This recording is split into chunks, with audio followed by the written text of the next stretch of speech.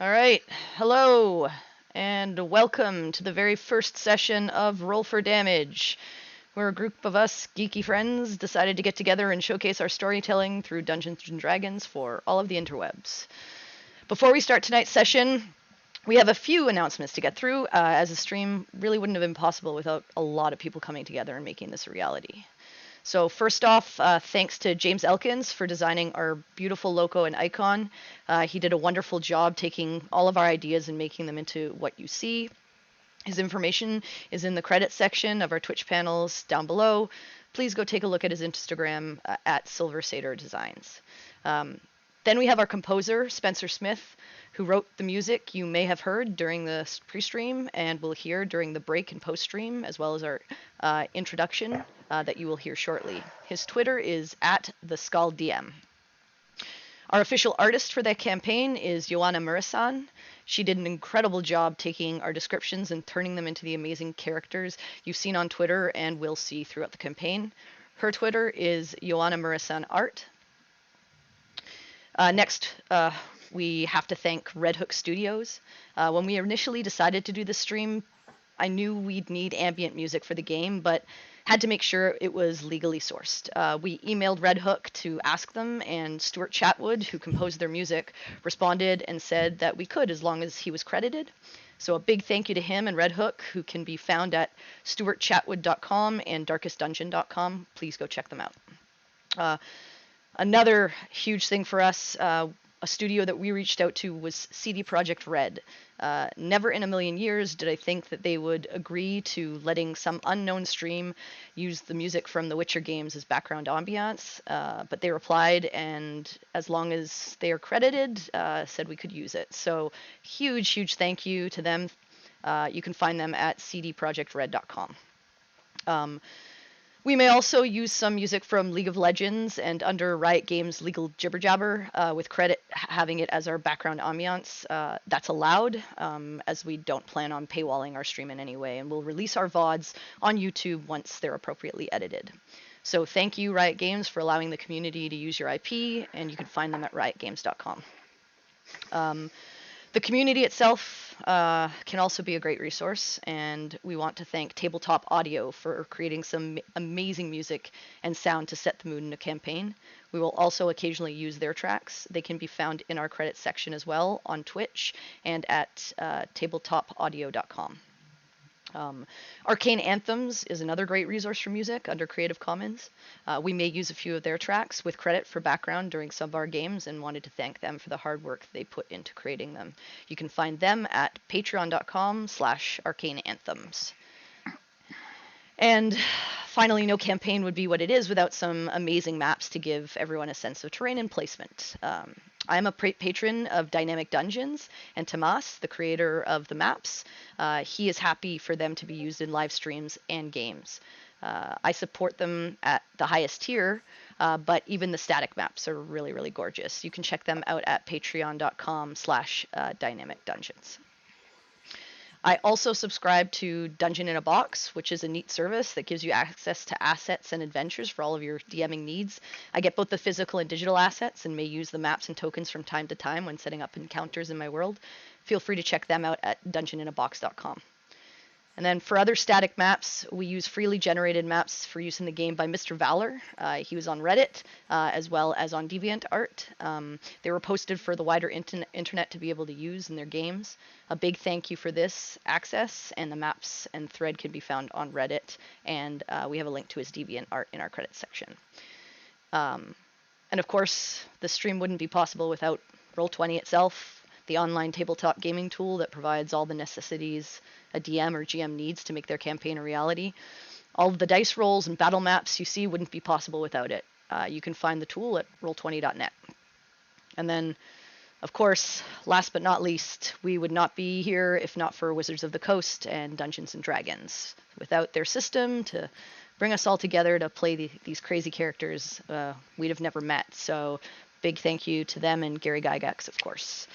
And my final thank you, the stream really wouldn't be possible without the players. I am lucky to have 6 wonderful supportive players who have all been in since I asked them to join me on this wild ride. This stream has been 6 months in the making, and not once have they complained or bowed out or not been 100% on board and willing to help. So Laura took on graphic design and built all of our wonderful layouts and stream screens. Khalil worked on the silhouettes and beautiful art backgrounds that are in our art rolls, intro, and tweets. Tick took on the creation of our banners for Twitch, which are all his own art and coloring completely. Chad helped design the character reveal cards on Twitter and the character cards you will see during the game. Jake helped with social media and getting to the tweeting. And Jay is always the first to be ready to hop on during chat during game days and be ready to test things out. So thank you all. And now, with that out of the way, I believe we can jump into our very first session of Roll for Damage.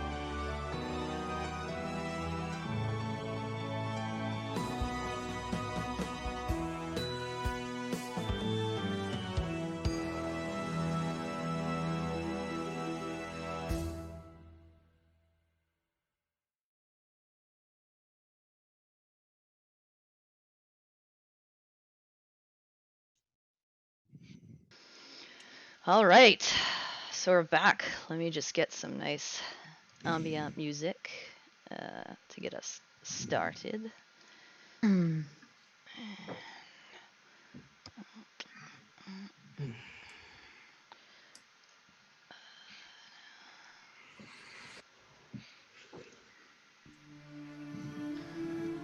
All right, so Ooh, fancy. Welcome to Aotania. It is a world divided into two large main continents, Garacrest and Eos. They are surrounded by several large bodies of water, such as 7 known seas, the Emmermere Waves, the Heaving Depths, Antermere Gulf, Grander Bay, the Cursed Deep, the Wasting Abyss, and the Champion Sea, as well as the 2 great oceans, Igoroth and Tenidia, with several archipelagos and islands situated among. It is the primaterial plane that separates the celestial and abyssal forces from undoing all of creation, and is a magical world filled with wondrous creatures and fierce inhabitants, the central connection point between all realms, allowing for harmony throughout the cosmos. The year is 1006 AA, or after Arkham Blight, the massive war that happened when nations misused the artifacts of the gods to amass power and caused mass devastation before the power was sealed away to various corners of the realm. The Second War between the Atrillian Empire bordered in the east of the continent of Garacrest and the island continent of Wynan in the southwest has begun as some of the territories occupied by Atrillian forces have begun to be bolstered by more aid from the mainland. The Empire seeks to expand its influence as tensions along the border of the Kingdom of Veladon to the west and the Isgrav border in the north increase. Eos, the continent to the south, is a land that has a storied and ancient history. From the rise and fall of the Saratan Empire within the central desert land to the destruction of the Mage Kingdom of Elathon to the southeast. There are the lush jungles of Izel to the east and the elementalist people who live there isolated from the rest of the world. Avonhurst rise to the west, where the god of protection provided his blessing and the people to worship the creators and their gifts. Yet, our story begins to coalesce in the northern city-state of Dashe. It sits opposite its sister city, Agraria, the connection point for the great Eurus bridge gates that allow trade between the continents and land travel between Eos and Garacres. Dashe, known as the City of Steel and Fire, is nestled within a large canyon threading the northeastern edge of Eos. What light reaches below is filtered through the black fog that filters out through the mess of pipework that spans the city and the stained glass of the few buildings that showcase the metallurgical architecture. Once connected to the same landmass as Agraria, its people hold many of the same ideologies. Through the perpetual smoggy twilight, its people flourish and its culture is vibrant. Those wishing to be free of the restriction placed on them by the Agrarian Council often find themselves welcomed in Dashe and given the freedom to pursue their arcanotech research unfettered. This lack of regulation has allowed the reckless pursuit of new technology and the industrial growth to render large portions of the city dangerous and polluted.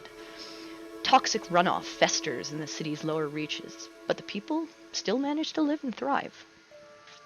It's in this exciting and bustling, unregulated city that the stories of a few wandering travelers begin to intertwine and burgeon into something unforeseeable.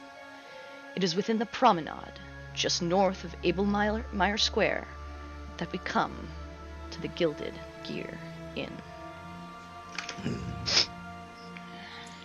Just going to...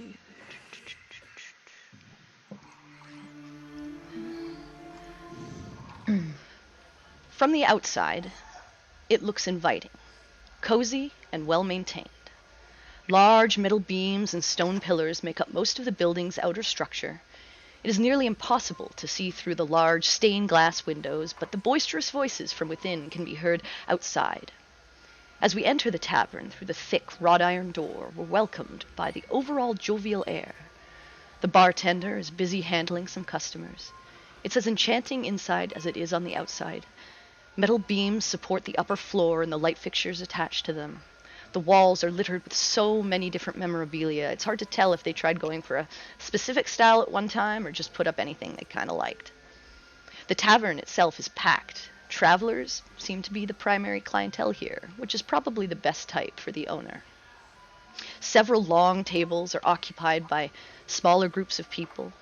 The other, smaller tables are also occupied by people who seem to be close with the owner, though they happily welcome others among their midst.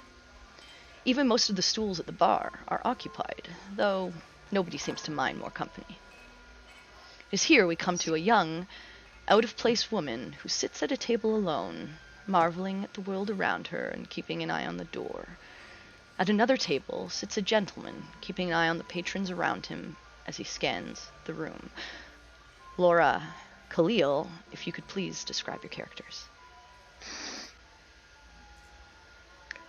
Peregrine is a young half-elven woman with chestnut hair dressed in green and brown. She looks completely out of place in this bustling room. Faint green tattoos run up her arms and up her legs, hidden and disappearing into the sleeves of her tunic and down into her boots. She keeps shifting nervously, her eyes darting back and forth. Nervous. All right, Khalil. Altair is a young adult male. He's quite beautiful, could be a word, but natural beauty is more so. He has two different colored eyes. Has a green one, almost jade, and a blue one, almost sapphire. He has blue skin and wears Around here would be a more appropriate traveler's type of garb. Um, and has flowing black hair that uh, meets to the tips of white. After a few moments, a young man and woman walk in together, heading over to the bar. And not long after, a shorter man and his very tall companion enter.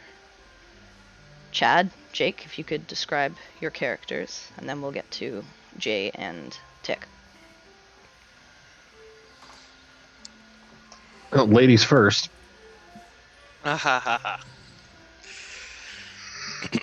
Oriana is a red-skinned tiefling, youngish,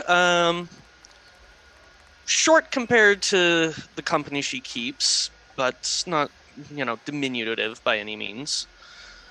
Her horns, pretty much her most distinguished feature, as is common with tieflings, but hers even more so because of the strange etches of runes that have sort of entered or been applied to her horns, almost like tattoos.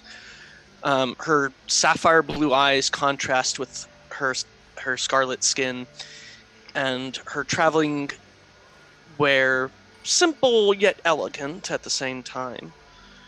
Her dark purple hair sort of flowing just about chin height as she kind of looks around, slightly intrigued and interested in what's going on.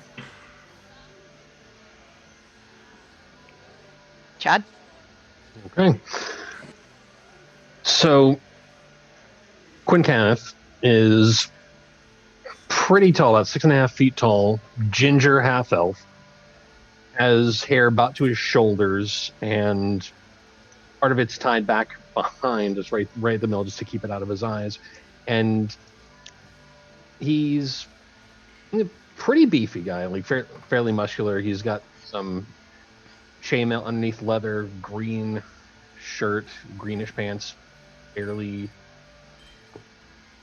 furry ruff up around the corner. He also has a bloody, gigantic warhammer that looks fairly old, and it's got some design up on the head of the hammer. It's kind of hard to tell what it is, but it looks like something that was carved in a long time ago and just sort of faded out.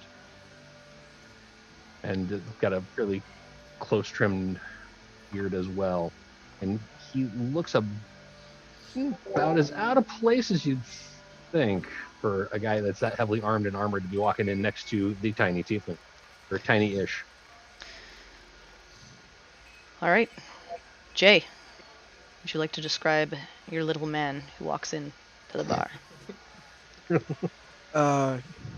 Yeah, so Dobby Pons is just the guy you mostly look over, and when you do catch see of him, you immediately know this guy is bad news.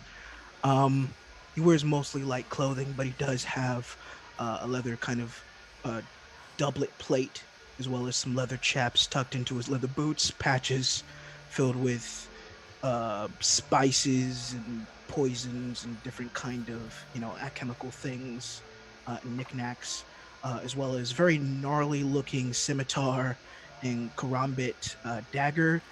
Their handles gold plated in inner models of the goddess of two very scantily clad goddesses. He's got one eye missing with a gnarly scar coming from the top of his head to the bottom of his cheek, a very kind of ornate leather patch covering it. He's always got this kind of snarky shit-eating grin going on as he's keeping his eye out kind of in every which way and angle. All right. And Tick, if you could describe your character, please.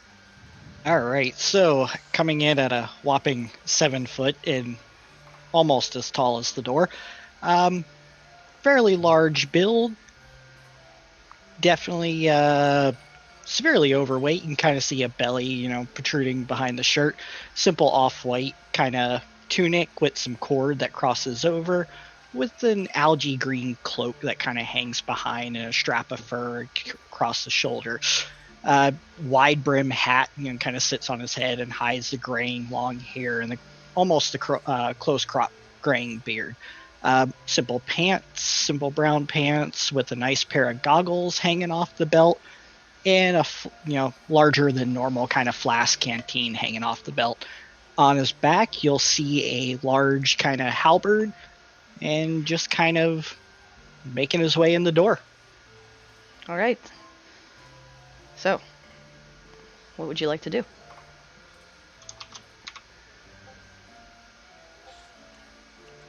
Where are we focusing on first? Whoever wants to go, but Right.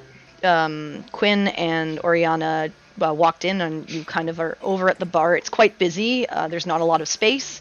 A lot of people just having conversations and chatting. You noticed both Peregrine and Baltaim, you had been sort of watching the door. You noticed this large, sort of armored ginger walk in the door with this shorter, red-skinned, devil-looking tiefling, and head over to the bar. And shortly after them, you also noticed walking in this large, even larger than the ginger, sort of older gentleman with this small halfling, darker-skinned halfling. And they're just coming in the door now as the other two have stepped over to the bar. So it's really up to you guys. Can I find the waitress that's been giving me a drink?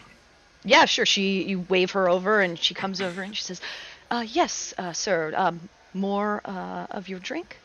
Excuse me. I'm sorry, but is one of those men Logan? I'm not really sure who Logan is.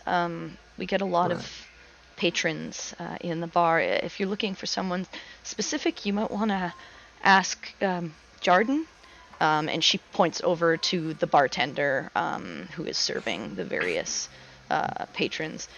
And as those of you who have been either watching the bartender or have looked over to him, or for Quinn and Oriana, as you come over to the bar, you notice the bartender is tall. He's a tall, brown-skinned man that has cracks and fissures in places across his skin, releasing a soft orange light. He has short, curly black hair and black eyes with these small orange pupils. He wears a simple tunic and vest with the sleeves sort of rolled up, and brown breeches with simple boots. But as he breathes, you see a small cloud of dust that puffs from his mouth on each breath. Perhaps I will when he's a little less busy. Thank you very much. Of course. Do you need a refill? Yes, this is quite excellent, by the way. Thank you. All right. She heads off to go get you another glass of your drink. I'm just gonna watch what's going on at the bar. Okay. About how far away from Perry's table is Baldain? He's like one table over. Like he's very close to you. Okay, You, so I think, were we've here heard him ask about first, so Logan. you would have seen him come in and take a seat, but he's been there, and he seems to be waiting for something. You're not sure what, but he's been quietly just having some of his drink slowly, and you watch as he asks, I guess, as he waved the bartender over to talk to her. You can make a perception check to see if you sort of pick up their conversation, as it is quite loud and boisterous in here. Right, okay. That's a 14. Yeah, I On the mean, he higher. wasn't exactly trying to be Yeah. secretive or silent with her. So you hear him say this to her and ask about Logan, and she tells him to go talk to Jarden if he wants to know more about a specific patron, as she just waits tables and doesn't really get names. Okay. The minute I hear him say something about Logan, my eyes light up and I go like bouncing over to his table. Excuse me. Did you just ask about a Logan? Yes, who's asking? My name is Peregrine. I am looking for Logan as well. Okay. Hello, Miss Peregrine. Oh, Perry's fine. You can just call me Perry. All right, Perry. Yeah, I'm looking for him. I was in another town, and there was a whole big to do with some slime creatures at an archive, and the nice archaeologist man, he said come here and look for Logan. Oh, that's a lot to put on me, to be honest. But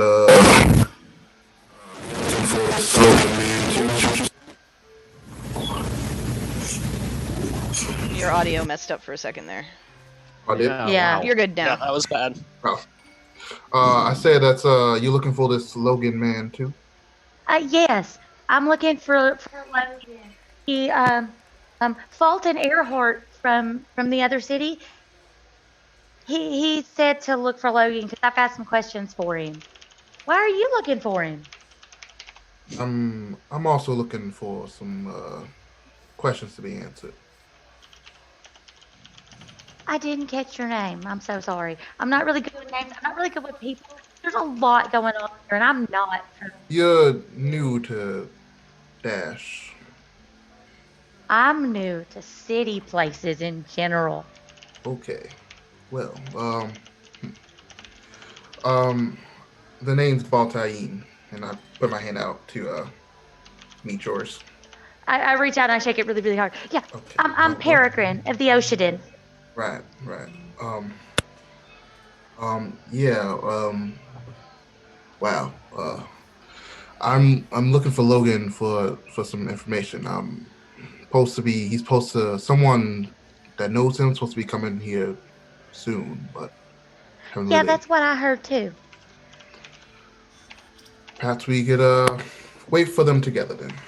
It's always good to have company. Yeah, this place is huge, and I'm not used to things being this big and this many people. And it's a lot. And also it feels really, really grimy, like all the time. Like all the time. Yeah, the Dash air kind of does that.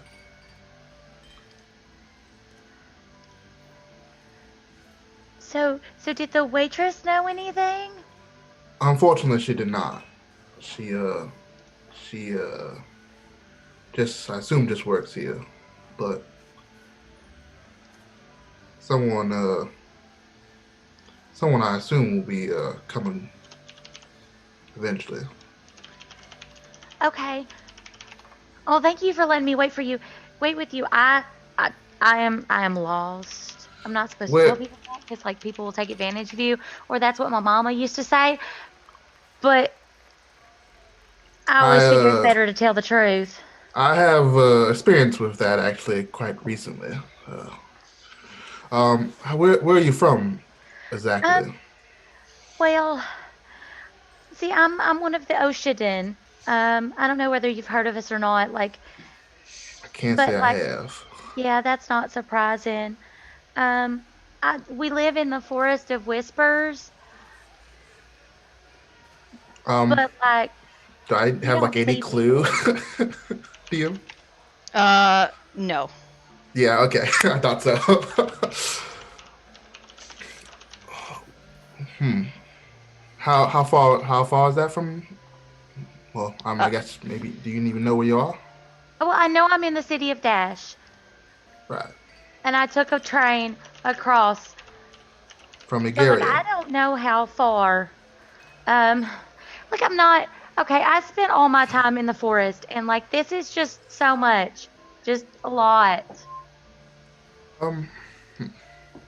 Right. Well, let me. Are you old enough to drink? Would you like a drink, Perry? Oh, I have something. And I like bounce back over the table and get a little bit of ale that I had left in my cup and sit back next to him. Thank you though. Right. Well, I'm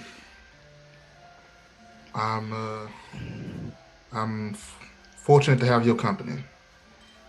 Yeah, me too. I'm so grateful. I mean, There's just so much, and there's not many trees, and it's really unsettling. Dash can be like that. Yeah. I'm just gonna keep looking around.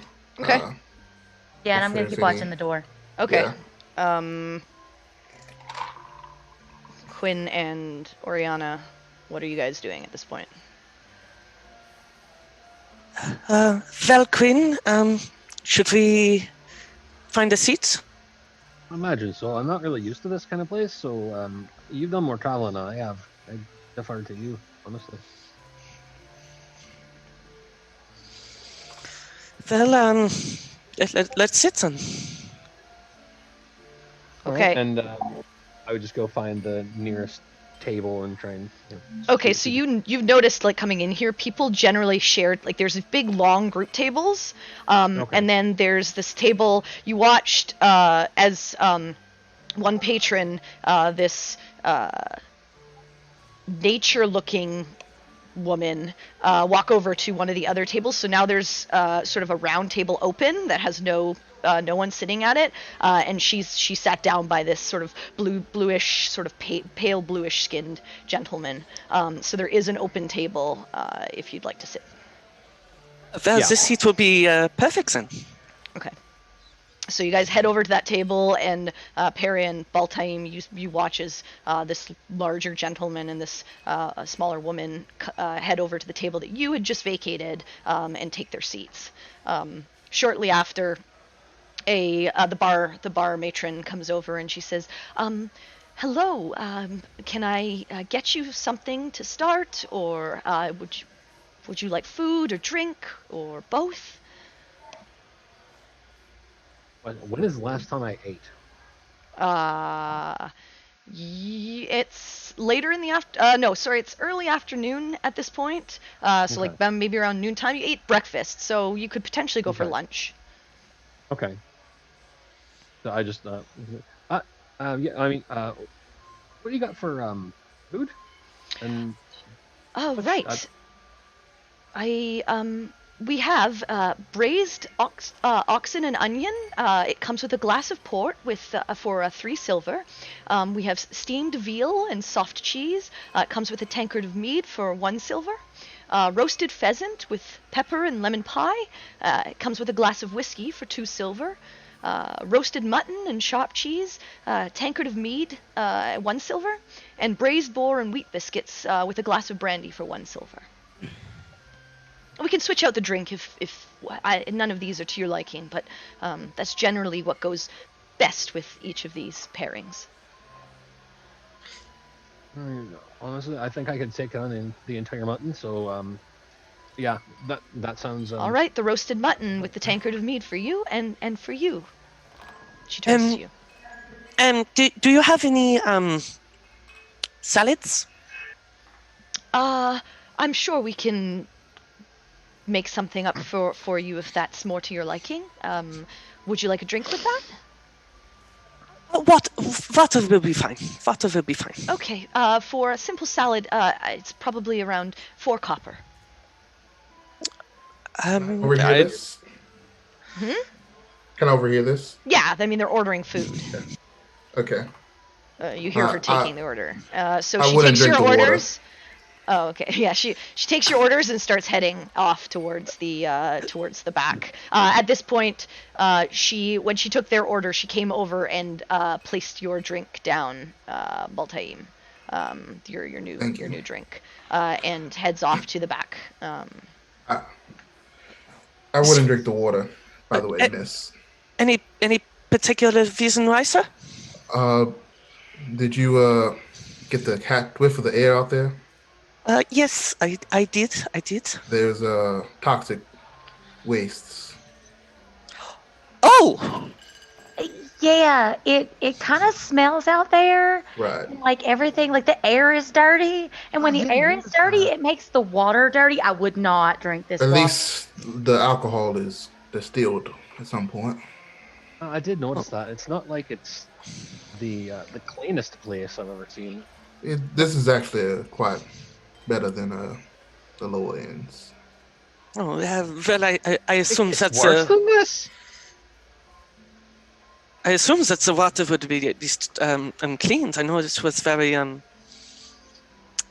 dirty outside, but It's completely your choice, but I'll just a heads up. well, I shan't risk my health then.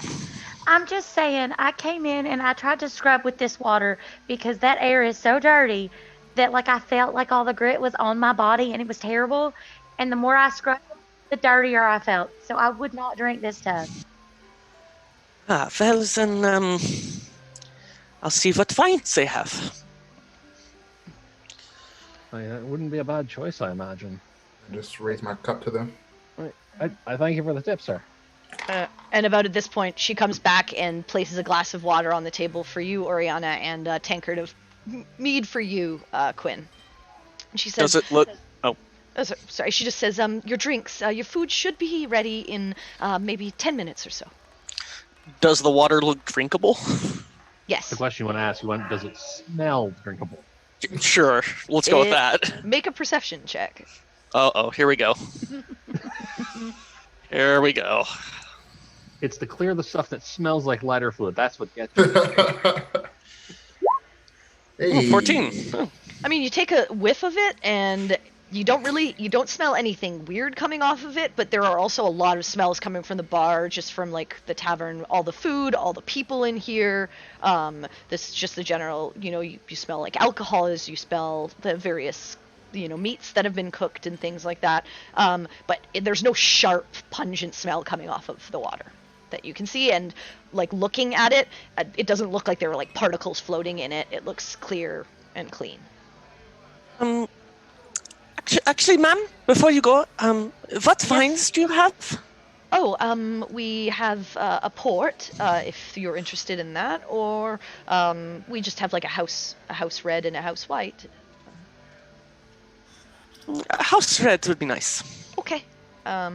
If we tack that on, that will bring your full meal up to 1 silver. That would be fine. Okay, I'll go and get that for you. And she charges off, and you see her heading around to a few other tables, bringing other drinks that she had on her tray to various other patrons in the bar, and then sort of scurrying back towards the bar to like refill on the orders that she needs to complete. Sinric and Dobby, you come in, you watch as this large ginger gentleman with his companion heads over to the empty table and sits down. What would you like to do? Do we know who we're looking for here, Dobby? Or should we just kind of mingle and maybe grab a drink? Oh, no, yes, plenties, okay? Work smarter, not harder, okay, my man? So, Smarter. I don't know if you remember. Have you seen me? Okay, that's why I'm the brains, the old muscle. Okay, listen to me, my man. Trust me. Okay, what Fitz was saying. Okay, we're not the only ones on this job here. There's multiple people looking for this Logan guy. So we just keep our ears bugged out a little bit.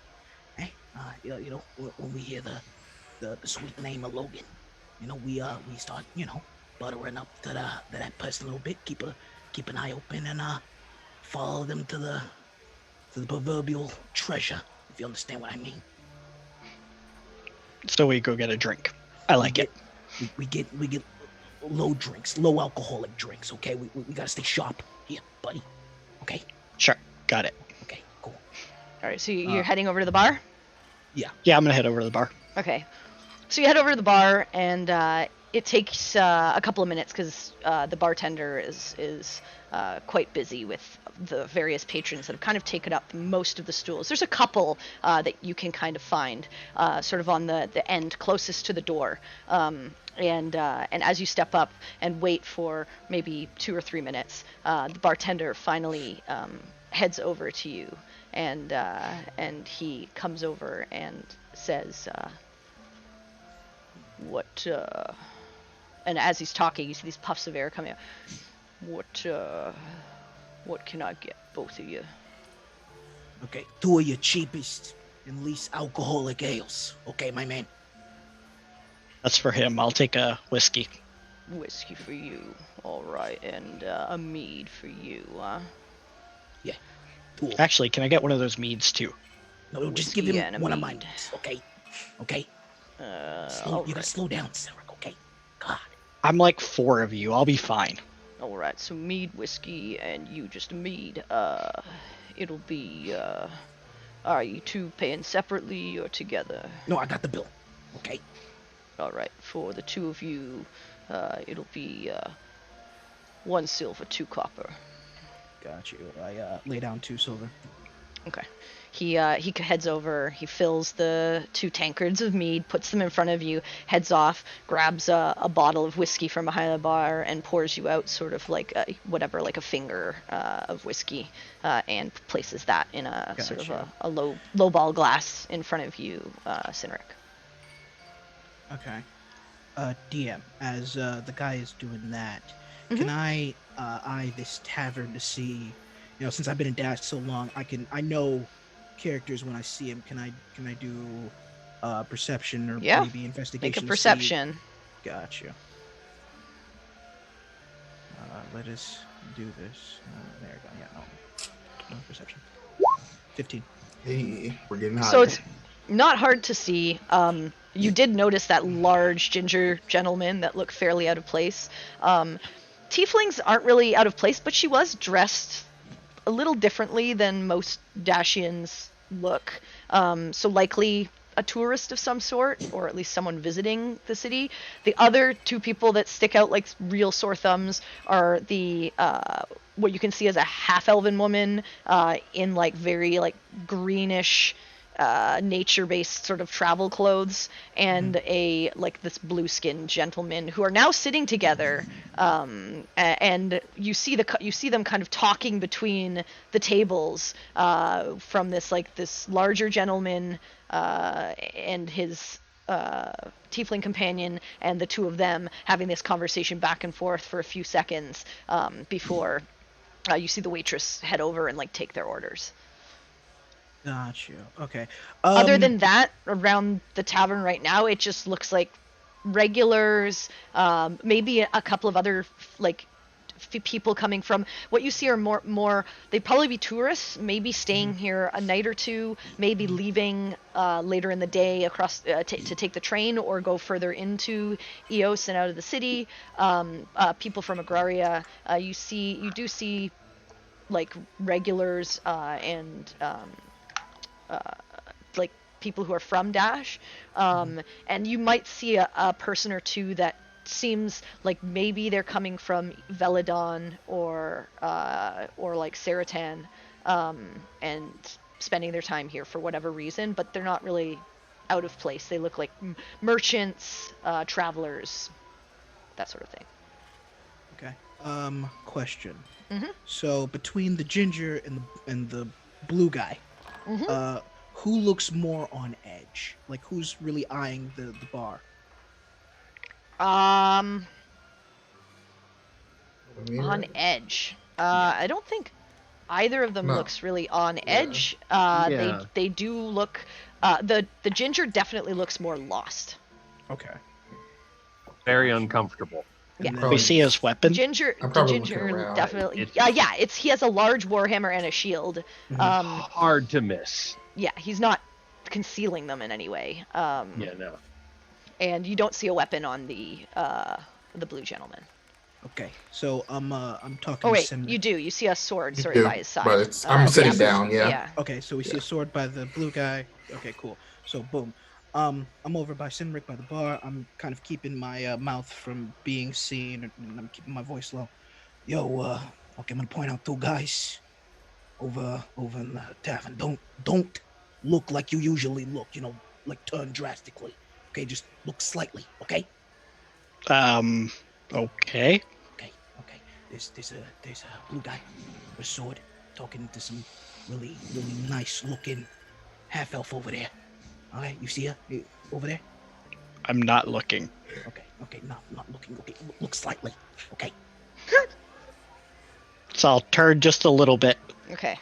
You see them. Okay. Cool. There's that guy. Okay.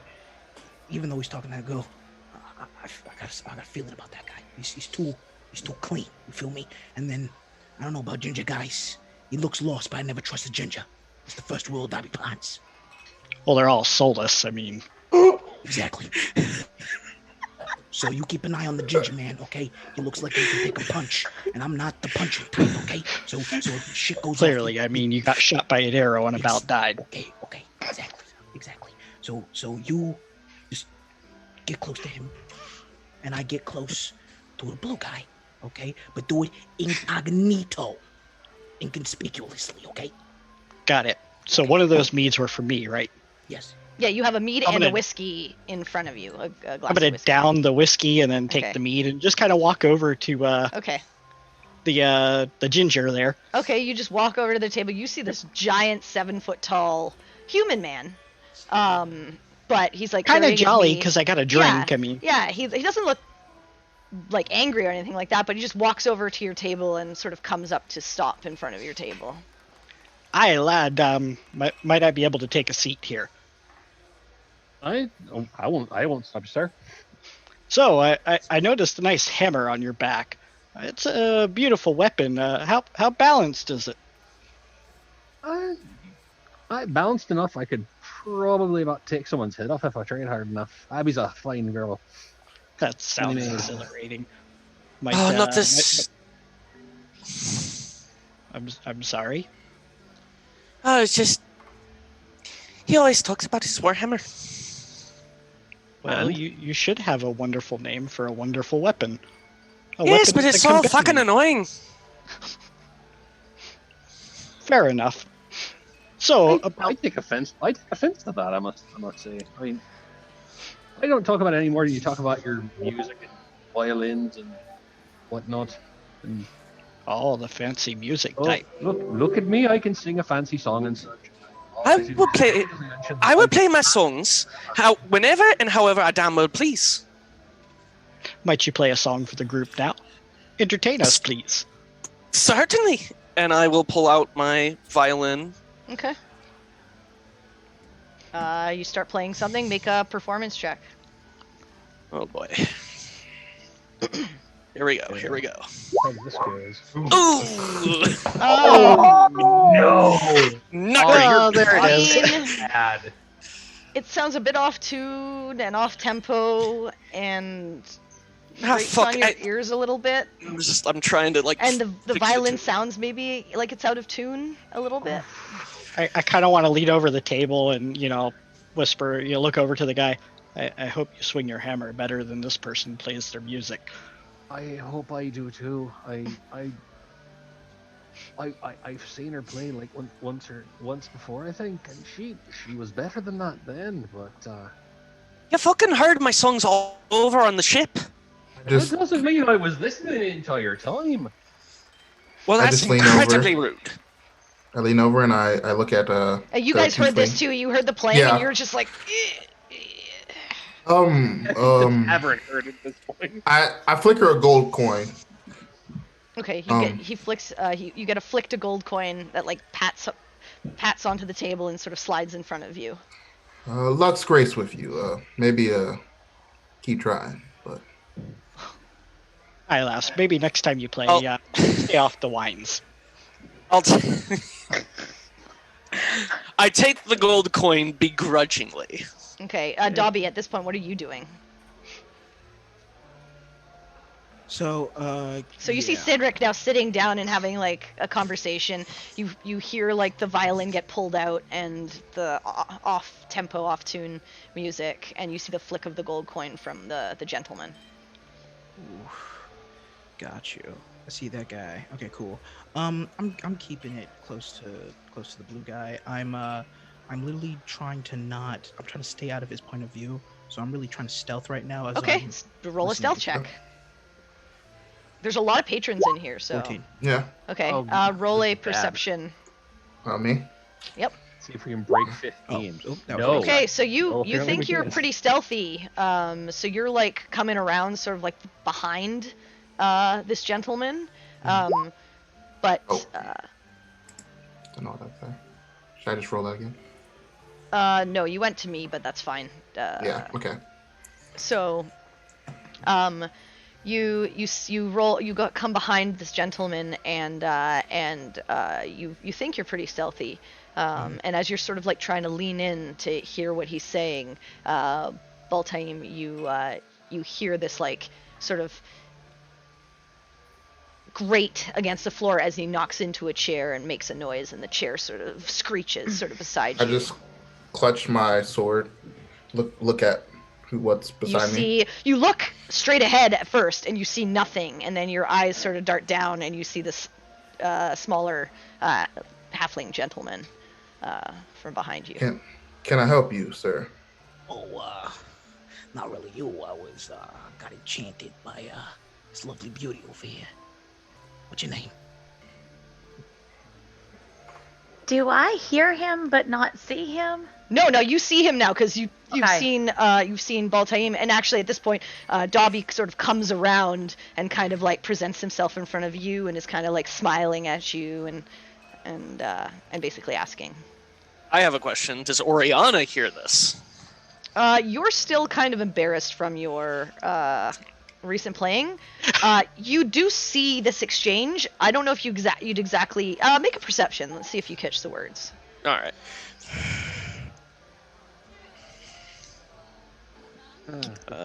Perception.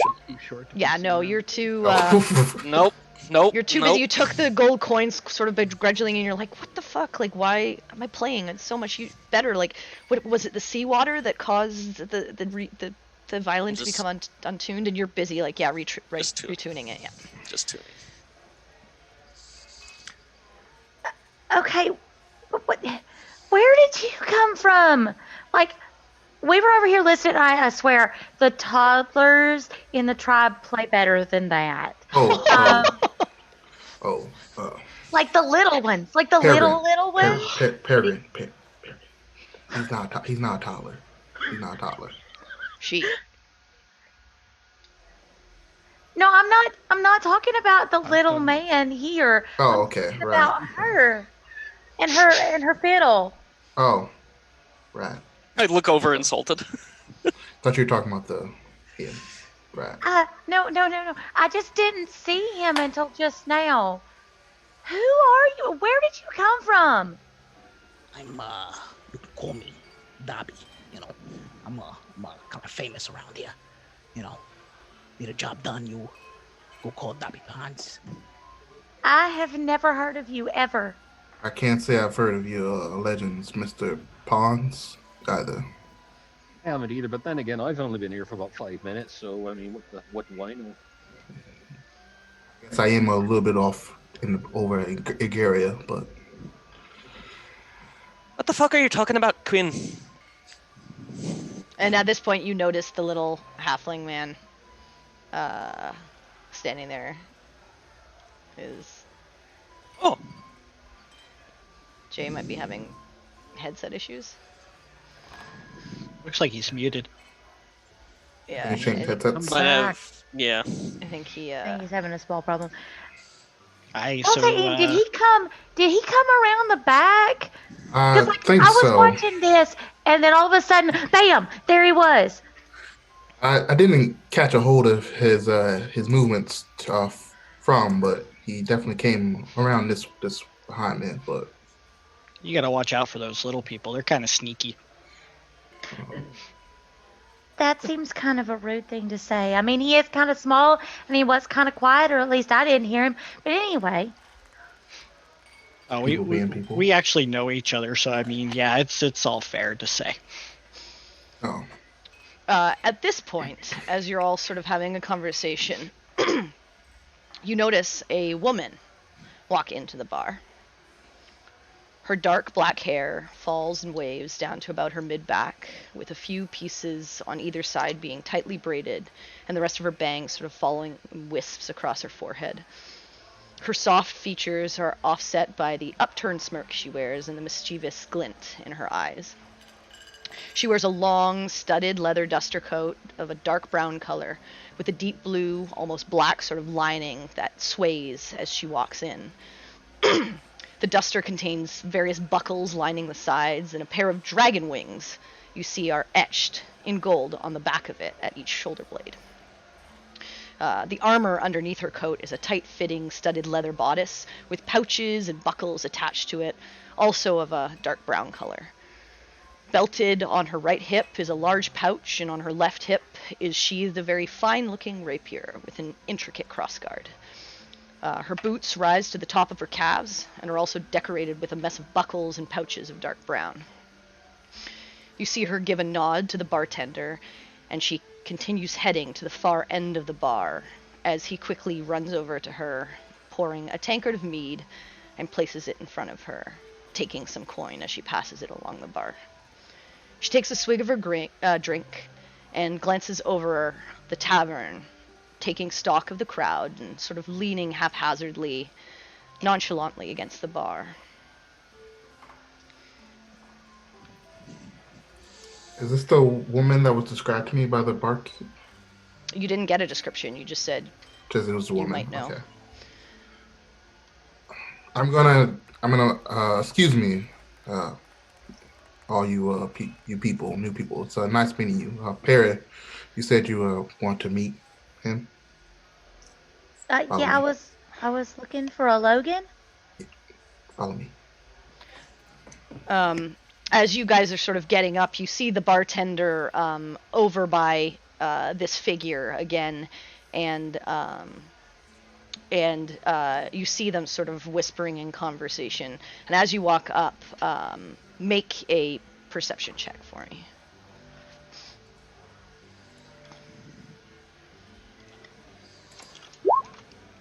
E-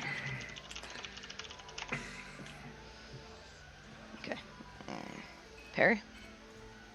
I'm going to follow him and hopefully roll better. Nope. 13. Okay. You hear Baltaim. You hear the bartender just saying, you know, I'm not looking for any trouble right now. You're in here about Logan, I know it. And just make sure you don't bring any problems to my establishment. And you see her smirk, and she just tilts her drink to him, and you watch as he like walks off and starts taking care of other patrons. And at this point, you come up to her, and she notices you. Like, Yeah. she noticed you as you got up from the table, and she's had her eye on you, kind of half on him, half on you, and she just looks at you and takes stock of you. And now you can see full height, 6'10". Yeah, now that Baltaim. he's stood up, you see how tall. He's almost about as tall as the giant human man with the halberd. You are exceptionally tall, Baltaim. Yeah, I get that a lot. Like, surprisingly so. Like, there might be one person in the village that is as tall as you are, but like, no one is that tall except maybe that man that walked in and then sat at our table. He Yeah, was very tall. I'm a grower, I guess. Ma'am, Can I help you? I'm looking for a mutual friend, I assume. Well, I don't know you, so I don't know what friend of ours is mutual. Friend of a friend. Okay. I kind of hushed down a little bit. Logan? This fucker. What's he gotten himself into this time? I don't know, but a lot of people are looking for him. Apparently. Well, get in fucking line. Look, I'll be square with you. I don't want to hurt Logan. I think it'd probably be safer if I were to find him than anyone else. Well, if you're looking for him, so am I. But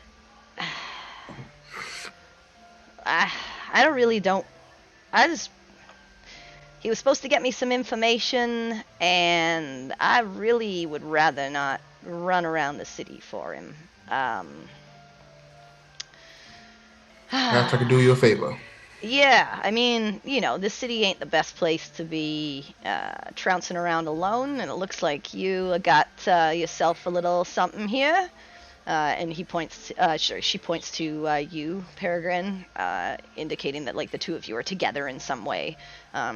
She says, "You might have some better luck than me. All right. Well, if you find him and you bring him back, I'll pay you for the trouble, and you bring him to me so I can get my information out of him." How much are you offering? Well, I'm just looking to find him, but Dashe can be kind of a shitty place, so 100 gold. 100 gold. That's about the much as the Hall of Law is offering. Well, you can always bring him to me first. I just need my information, and then you can take him to them. I really don't fucking care. That's fair. Then you get 200.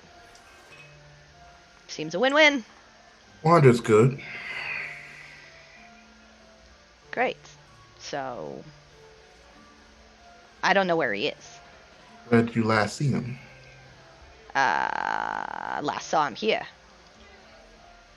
And you have no leads or where he was been? I have nothing. I came here to try and see if I could figure out where the fuck he's gone, or if he was actually here. He's been known to kind of lay low sometimes, but that's his business, really. Do you know where he frequents? No. Here. This is where I've Here. met him to get the things that I need. Can I insight check her? Does she bullshitting me? Go ahead. Insight. Okay. She's very hard to read. She's got a sarcastic smirk. She seems to be very sort of uncaring of everything. And she seems to just be enjoying her drink. She says, now, since this bit of business is done, sorry, I'm being a bit of an asshole. You can call me Al. Baltaim. Wonderful to meet you. She shakes your hand. And you, the naturey one that kind of looks like lost and doesn't know what the fuck's going on? Peregrine. Right. Peregrine. All right. That's wonderful. Nice to meet you. It's nice to meet you too. Can I finish my drink? Of course. I apologize for interrupting your drink. Right. And she stands there and continues finishing her drink. Do you just head back to your table? I'm gonna head to the bartender. Okay, so you I'm gonna follow him. Okay, so you move a little bit down the bar and head over to the bartender, and he just says, "Can I get you another drink?" Or No, I kind of lean a little bit closer. This is that the woman? Was that the woman? yeah, she. Well, actually, she's a regular. I've seen her talking to Logan before.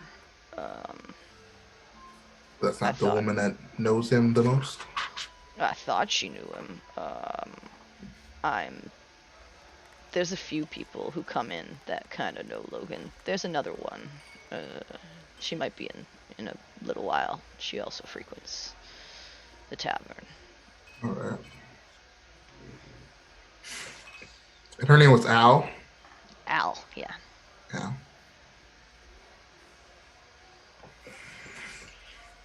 All right, thank you. Do you want another drink? Sure.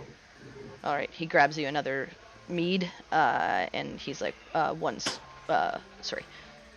copper. I hand him a gold piece. A gold piece. Okay, he says, well, I think you should be good for the rest of the afternoon. Just let us know if you want any more. Thank you kindly. Thank you. And he just nods and like heads over to another patron down the bar. All right. You head back to your table? Yeah. Okay. So you head back to your table. Perry, are you following? Yeah, Baltaim, Yes. did you say that the law was looking for Logan too? Yeah. Is he He like seems. Bad man or something? I'm not quite sure. He seems to have some sort of bounty on him. Let me get this straight. So the law wants people to find them and they'll pay them to find him? We don't have that sort of thing in the tribe. Well, what do you do with your criminals? Well, I mean, if you violate one of the tribal laws, then, there's some kind of punishment. But, people don't leave the village. So, nobody needs to go find anybody. You know where someone is. They're probably at home in their hut or, hiding in the edge of the woods. So we don't, pay people to find people. We just kind of know where everybody is. And no one's left your forest before? Well, not in a Other really than long you. time. Like we don't leave very often. That's understandable. It's just city life is strange. People flee confrontation a lot. See, when there's confrontation in the village, we just get around the circle and we talk and we figure out what's wrong and we solve the problem. Or sometimes there's staff battles or something. But nobody really runs from conflict. Because it's hard to run when it's just this one little group of people. So mighty nice. I truly do wish that the rest of the world would take heeding all examples. You guys sit back down at your table. While they were gone the whole time, I was like, it's not that you play terrible. It's just that just now you played terrible. I want to be clear. I'm not saying you're bad in general. I'm saying that just now you were kind of crap. Just I'll lean in and whisper to Quinn. Okay. Were we assholes for not introducing ourselves? I have no idea. I've been in one place my entire life, and literally everybody I've ever met already knew me, except for maybe a few people that came into my mom's shop. So, Well, I ask because it's the only people I ever talked to. Well, you saw what happened the last time. oh yes, that's fair. When they get back. Oh, excuse me. We didn't introduce ourselves properly. Name is Oriana. And I'll gesture to Quinn. Just call me Quinn. Everyone does.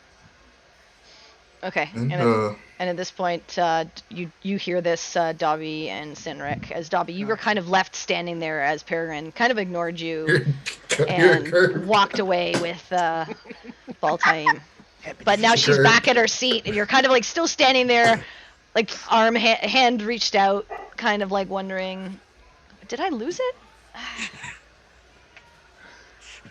Can you lose what you never had? Yes, maybe.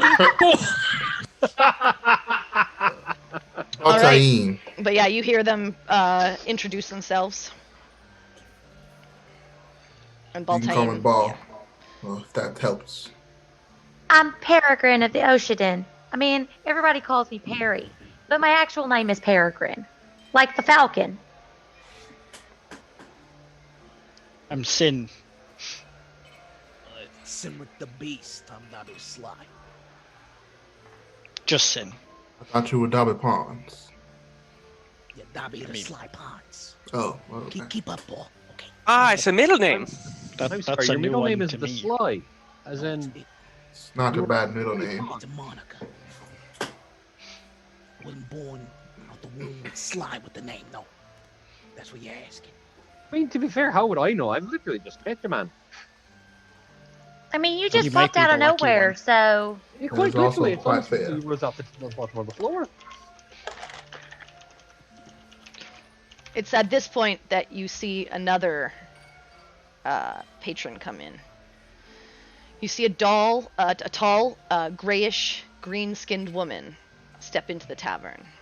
She has black hair tied together in a single braid that flows down to her lower back.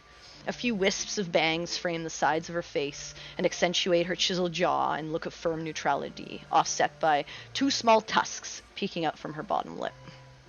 She wears a sleeveless leather cuirass with a few pockets sewn along the sides and a heavy traveler slacks that look like they've seen some wear. Her boots can be heard as she walks over to the bar, the heavy steel toes impacting with each footfall. Right.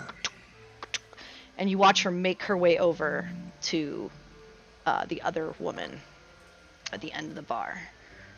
The bartender again comes over and takes her order and places a mug in front of her. And you watch as she begins to converse with the other woman.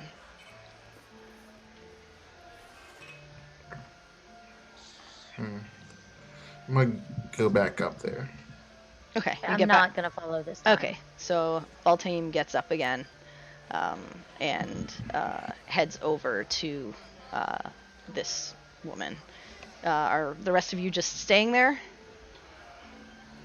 I think I would, but I would turn to Perry, just try to ask kind of quietly, like, does he normally go back and forth at the bar so often? I mean, he seems to know quite a few people for someone who hasn't been here very long. Well, we're looking for somebody, and like I just met him today, but we seem to be looking for the same person, and those people up there might know something. Like that one lady we just talked to knew something. So I don't know. Same. Kind of want to Who's- lean down. who's the Wouldn't it person? be interesting if we're all looking for the same person? Oh, that'd be funny. That'd be funny, Sinric. He's a comedian. I doubt we'd be looking for the same person, because we're not looking for a man. Well, I clearly said person, not man. Clearly. Right? Do you have, need to get your ears checked or something? You know, you've been saying the name of Logan. I never said a thing. I never said Who's Logan? Who's Logan? I don't know. It was I may have- Perry. You heard Perry and Baltaim talking about Yeah. Logan. Okay. Yeah, no, we're looking for a guy by the name of Cos. Was they're looking for a guy named Logan? Well, I guess thought we Sinric- were looking for Logan. Saved it. You I- see, I you don't- see I'm- Sinric say this to Dobby, and Dobby just looks like so upset. 10 intelligence. And you get the very faint idea that Dobby was trying to keep that information hidden, but it's very clearly painted across his face at this point how disappointed he is. And this is why Is it a secret that you're looking for Logan? he just owes me money. Um, Make a deception, please. Got you. Ooh. And those of you who would like to can make an insight. Okay. Ooh. We finally broke 17, guys. Ooh. I will try, but most likely fail. That Dobby magic. Let's see if I got anything. Oh, Quinn, good lord. This Wise as hell. Yeah, this little halfling is a sly talker, but he Sly. is clearly making things up as he goes along. Okay. Yeah, played. I bet that guy a round on Quibbage, and he lost. I won. He lost me 20 large. So I'm looking for him. Me and Sinric. Yeah. Oh, well, Mr. Puns, if you actually tell people who you're looking for, it's easier to find them. Well, see, are you from Dashe? Beautiful. Oh no, I'm from all over, really. Exactly. Okay, in Dashe, you keep things close to chest, or you get stabbed. It's kind of the motto. This is not a very nice place.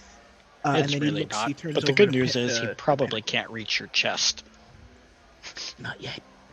I imagine not without a ladder. I don't. Sorry, what were you saying, Jay? He was just like she said it's not a nice place. and No, she no, was no. like, I meant you were asking something else before she said that. Oh no. It was Okay. that was no. Okay. At this point, So I would Baltaim, lean down after. Oh, sorry. Go ahead. That's okay. I was just after figuring out that he is, lying square out his ass. I would have leaned down like, "Is that really what you're looking for? I mean, is it really?" I mean, yeah. Do you not believe me, Mr. Ginger? Oh no, not Salter. Oh. Not even slightly. Well, hey, this guy's smart. Don't trust. Is he not being honest? No, dear, not even a little. No, he's telling tales that are quite taller than he is. I have to say. Oh, I'll turn to Cynric. So you seem to be much more honest than your tiny companion. Exactly why are you looking for this man? okay. I'm kicking Cynric in the shin with my little stubby legs. Okay, he's kicking you, but you barely feel anything. Yeah, no, I know. If I kick him hard, he barely feels it. So I'm kicking him Yeah, hard. he's kicking you, and you feel this like tap tap tap on your leg. Well, in all honesty, I really wasn't paying all that much attention as to why we're looking for him. I was more entranced with the free whiskey. I'm just the muscle. He's always the muscle. You're the tall and not asking questions type. More of the drinking and fighting type. Same difference, isn't it? I can respect a man that knows his talents. Also fishing too, if you're ever in need of a charter.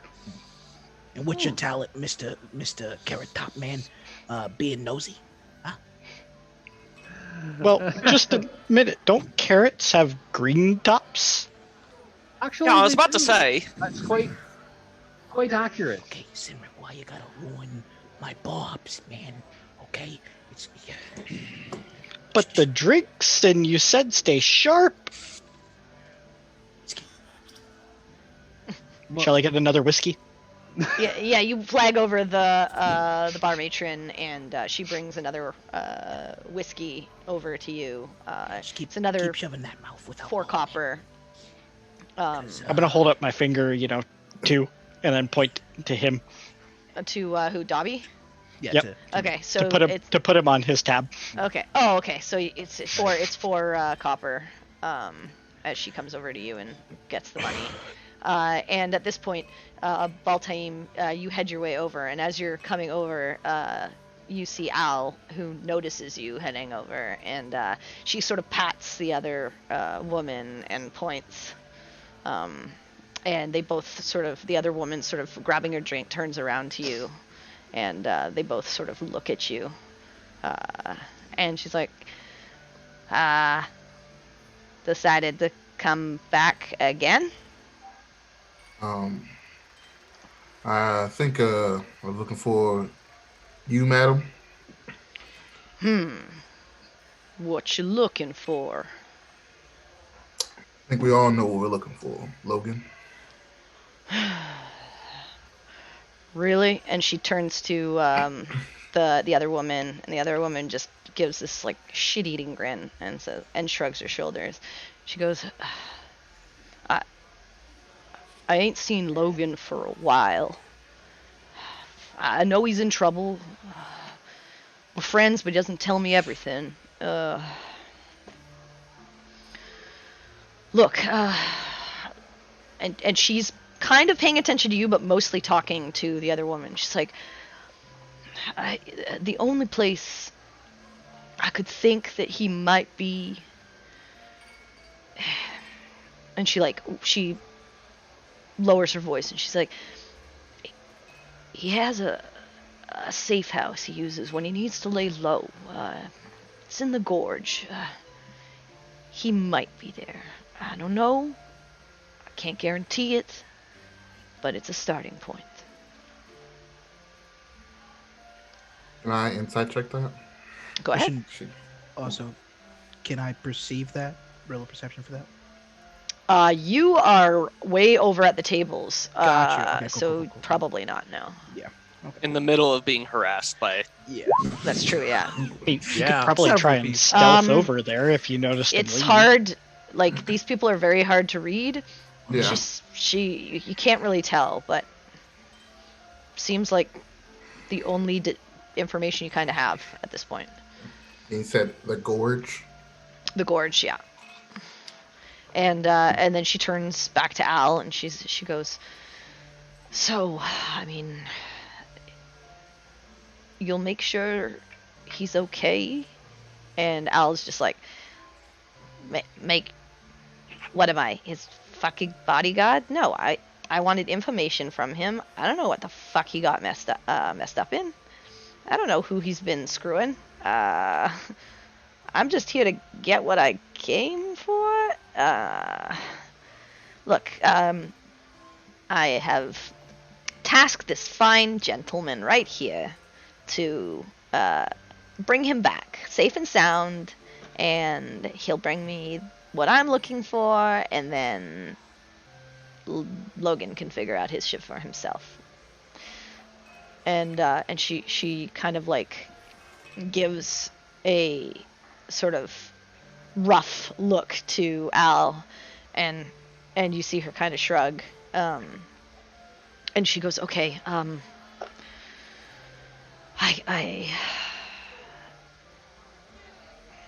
don't trust you, but you're the best I've got to make sure that he'll maybe be okay."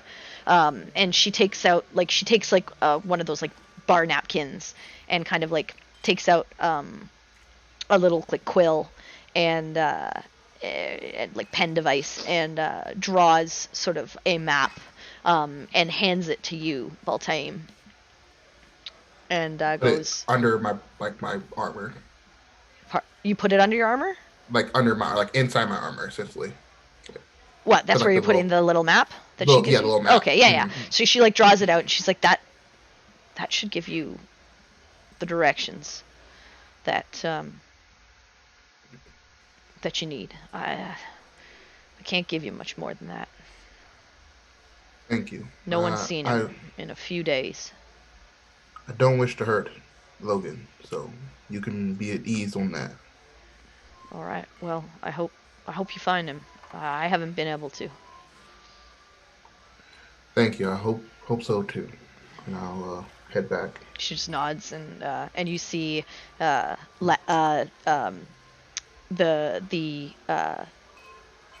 half-orc woman sort of nods and like sort of raises her mug and takes a drink, and you see Al, and she kind of gives you a salute and a smirk and a raise of her mug and takes another swig, and then goes back to like just briefly chatting with the other woman. And you head back over to your table? Mm-hmm. All right. Yeah, before we cut over, the last thing that I was asked was by Dobby what my talent is other than being nosy. So at that point, I would have reached up and just pat the handle of the Warhammer. Well, I think one thing I quite excel at is taking my dear friend Abigail here and smashing the shit out of things that are small and annoying as hell. So, you an exterminator, something for rats and bugs and that mess, huh? Just a fancy bug killer. Not so much that, but more like I don't really know how to be euphemistic about this. I kick the shit out of people for fun sometimes, or at least I used to. I don't know really what I'm doing right now, but what are you good at other than just being short and annoying? Oh. Because lying clearly is not one of your talents. While Quinn is talking to Dobby, Mm-hmm. I'm going to cast Mage Hand behind Dobby and tap him on the shoulder. Okay. Oh, yeah. Okay, how hard are you tapping me? Enough that you can like notice You'd somebody feel it. tapping on you. Got you. So be like, hey, mister. I'm focused on Quinn right now. Yeah. So you feel a Yeah. on your shoulder. Yeah. I'm like, yo, hold up, buddy. I'm not talking to you yet. So yeah, as I'm trying to rebuttal Quinn, and I'm just like, oh well, I'm Bobby motherfucking Ponce, okay? I'm the best of the best. You keep saying it like it means something, but It I've does literally never heard mean of you. something here, okay, Quinn? Okay, don't get on me, Quinnell or Quinnef or whatever the fuck your name is. Okay, you're new here. I'm not. I know these streets. Okay, you're a fucking baby to me, man. You little man baby. So Well, I mean, you're the little one, though. I mean, physically, you're little, and he's not. His hammer is bigger than you. okay, sweet cheeks. I don't mean literally. It's Peregrine. Okay, Peregrine. Not literally, figuratively, like emotionally, like spiritually. He's a baby. I mean, you don't really know how he is spiritually, though. I mean, you didn't bother to ask. At this point, Baltame, you come walking over to the table, and you're hearing this exchange. Peregrine. Yeah. Okay, I'm gonna scooch over. Yeah, I'm gonna try to whisper this. Okay. I got a lead. Oh. And I just kind of point to my chest and I slip out a little paper. Okay. Okay. Okay, this paper. Okay. Well, make a perception. Gotcha. Yeah. I'm trying to be out. He's trying to be. You want me to roll stealth? 15. Yeah, go ahead. Roll a stealth to try and. I would also like to see if I perceive this. Yep. So both of you see them talking. It's hard to hear the words, but you do see the pull of, like, what looks like a napkin, but clearly saying that there's something significant about it. Let's. You said you wanted to speak to this man. Let's head out. I think I got a good start. So let's. Okay. All right. Let's. It was nice meeting you all. Oh yeah. It was nice to meet y'all. Benel, Bell. Yeah. It's Baltaim. Baltaim. Okay. You really don't listen when people tell you their names, do you? That's rude. It was good Very meeting you, rude. Mr. Palms. Yeah. Okay. Well, nice to meet you, Baltaim and Miss Peregrine. Okay. Me and my alcoholic chum here. Okay. We still gotta look for a man. Okay. He still owes me 20 law. Oh, you mean Logan? So, yeah. Good luck with that. Yeah, it was nice meeting y'all, but we gotta go. Look. Okay. It was quite a pleasure, my lady. You guys stand up and start to head out of the. Okay, let's. Out of the tavern. You guys watch them sort of walk out. I mean, we know we're kind of all looking for the same person, right? Yeah. Yeah, because Oriana just told them. Mm-hmm. So maybe yeah. we should follow them. Okay, I give Sinric the go signal. I tap him. You know how many times I tap him. I'm like, oh yeah, Sinric, let's go get one of those really good fireball whiskeys they got over here before we leave. You feel me, man? I'd rather much follow them. They're getting further away. As Baltaim and I are walking, I kind of lean over. Okay, so I didn't like the short guy. He was kind of rude, but the nice tiefling lady was kind of nice, and so was the big tall man with the hammer. But yeah. that little guy was real rude. Well, if he's from here, his charm might be a little lost on some people. It's a being Dashe in the area is a little rough around the edges. People are. Yeah, I did notice that people aren't exactly nice here. Right. Unlike yourself. Well, you're really nice too. Thank you. All right, and you guys start heading out. So what are the rest of you doing? Okay. I'm trying to get Signic away from the rest of the table, and I'm trying to explain to him that I already saw. I know what you're trying to do with Sinric. What are you doing? Yeah. Oh, what am I doing? No, Sinric. Oh, Sinric. Oh, So Dobby's like trying to signal you to like go over to the bar. You kind of just were saying, I want to just follow. What are you actually gonna do? Are you gonna follow Dobby, or are you just gonna do your own thing? Like, what are you doing? yeah, I'll humor him and go up to the bar with him. Okay, so you guys cross over to the bar. Okay. cool. Okay, so I explained to him the situation. Like, yo, I saw what was on that little napkin. He tried to hide from me. Okay, nothing. You can't hide from Dobby Potts. Okay, and I know where they're headed. Okay. Quick question, DM. Since I know Dashe so well, I know it's in the core, right? You did not see the entire map. Yeah, I I just see like the entire map. I since You you like saw, did like a desk. You He I saw don't flashed him guess. the paper. pull out the paper. Oh, He did not like okay, put okay. it on a surface or anything like that. So you know there's something of sh- significance. He has some kind of information. You have no idea what it Okay. is. Okay, cool. You assume with your perception that it's some kind of lead to what you don't know. We're all looking for the same guy. But So I do know they're that starting. They're there's- like heading out. They're basically at the door and heading out the door at this point. What do you want to do? Okay. Got you. We gotta inconspicuously. I tell him we gotta inconspicuously follow them. Okay. So what? How long are you waiting for them to sort of like go before you start to take off after them? I asked the barkeep, my man, is there there's a back entrance out of here? It's for employees. I pull out a gold. Is this gonna lubricate this for employee Go ahead. type policy over here? Okay, good. Okay, good. So Cynric, we're drinking, we're getting the fuck out of there, and then we circle back around and we start following them stealth-like.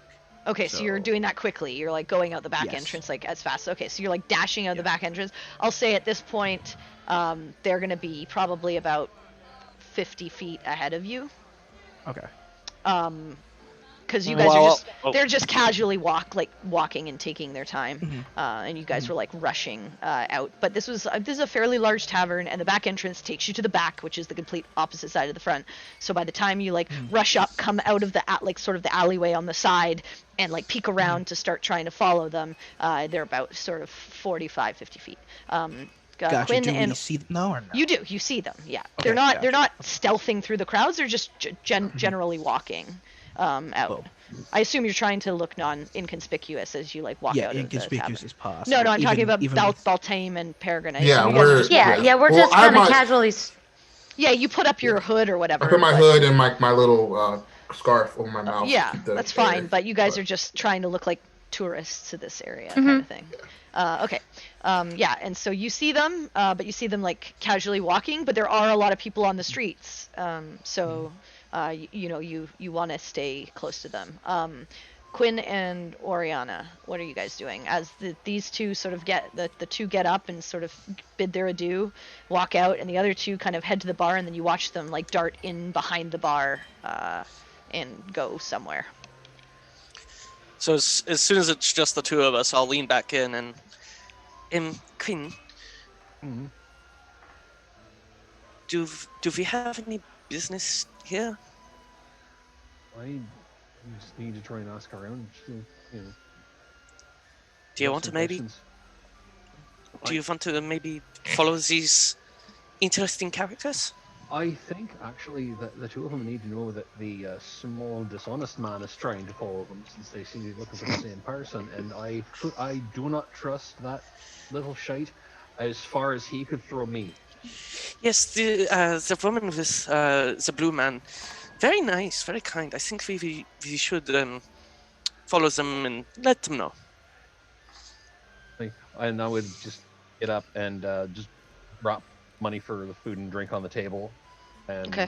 but just so I don't have to like make change or do math. I would literally just drop a gold down on the table for Okay. for everything, and then just No get problem. up and And I'll make for the leave door a quick. leave Okay. a silver on my spot. Okay, so you both leave your money on the table and get up and head out. And at this point, you guys are beginning to head through the town. So, what do we want to do here? I would say took you a minute. So, Dobby and Cynric, you can roll a stealth. I assume you want to try and stay hidden from them. Correct? Yeah. Sure, we can try. Yes, let's watch the big show go stealthily through town. This will be fun. You go first. See what you got. Okay. You're supposed to be the sneaky one. That Dobby magic. Hey. Dobby magic. Oh, Well, it's Oh. the And big go ahead show. and Ah. go ahead and the two of you roll perceptions, please. 9. What is going on? And Perception. Baltaim. Where I have wisdom. So Baltaim, you That's don't about see usual. you don't see anyone. Harry, you don't see the tiny halfling. You do see Sinric. I mean, he's just large. His head protrudes from whatever crowd, but he's pretty far from you. And at this point, like, he's going in the same direction, but you're not quite certain if it's specifically after you or in some other way. You also, the two of you do notice that the large ginger and the tiefling also stepped out onto the street and seem to be heading your direction. We would try to move like kind of quickly towards Yeah, them. you as, see them sort of trying like to catch quickly up. shuffling, and them like trying to move quickly. They do pass by you, Sinric. The two of you do not see Dobby at all. You just see Sinric kind of like walking just jauntily through the streets. I wave to him as they go by. Yeah. Fancy seeing you here. God damn. Hello, I'm being Cock quiet. my name. And Well, so, they don't yeah. see you. Go away. So Peregrine, you see this. Bob, Yeah. big guy that was with the little guy. He seems to be behind us, and that nice tiefling lady and the man with the hammer, they came out real fast too. But I don't see the little guy. I mean, it could be because he's real short though, and he blends in. Well, it looks like we have other people looking for Logan. I mean, it does seem like this guy is either in a lot of trouble because you said there was a bounty on him, or he's just real popular. He's a bit of both, bit of A, a little bit of B. I see. Perry, you seem nice, so I'm gonna be square with you. He's got a bounty of about 100 gold. I get a sense that gold doesn't mean as much to you, which is why I thought I'd tell you. Yeah, I mean, I don't have a lot of money because, like, we trade in like furs and stuff like that instead. I mean, we use money when people come into the village, which isn't very often. But like, money seems like a good thing to have. Good. Well, I mean, I really only need about 50 gold. Honestly, if we find this man, and if you want, we could send him to those people in that bar, and then send him to the lawmaster or the hall of law, and I think that'd be about, after I take 50, it'd be 150 gold for you in it. Oh wow, that seems like a lot. We can I split it appreciate evenly. it. I appreciate it. Thank you. Right. You said they're following us. Maybe we Well, at this point, they're kind of, you see Quinn and Oriana kind of coming up on you as you're finishing this Okay. conversation, because they were not making, Sinric is still like far behind, casually just like walking. He doesn't Right. see, but the other two kind of come up behind you, and they're like, they've caught up to you at this point.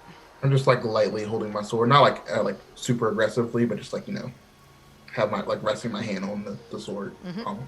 Yeah, I would recognize that and make sure that my hands are as casually far away from any armament as possible.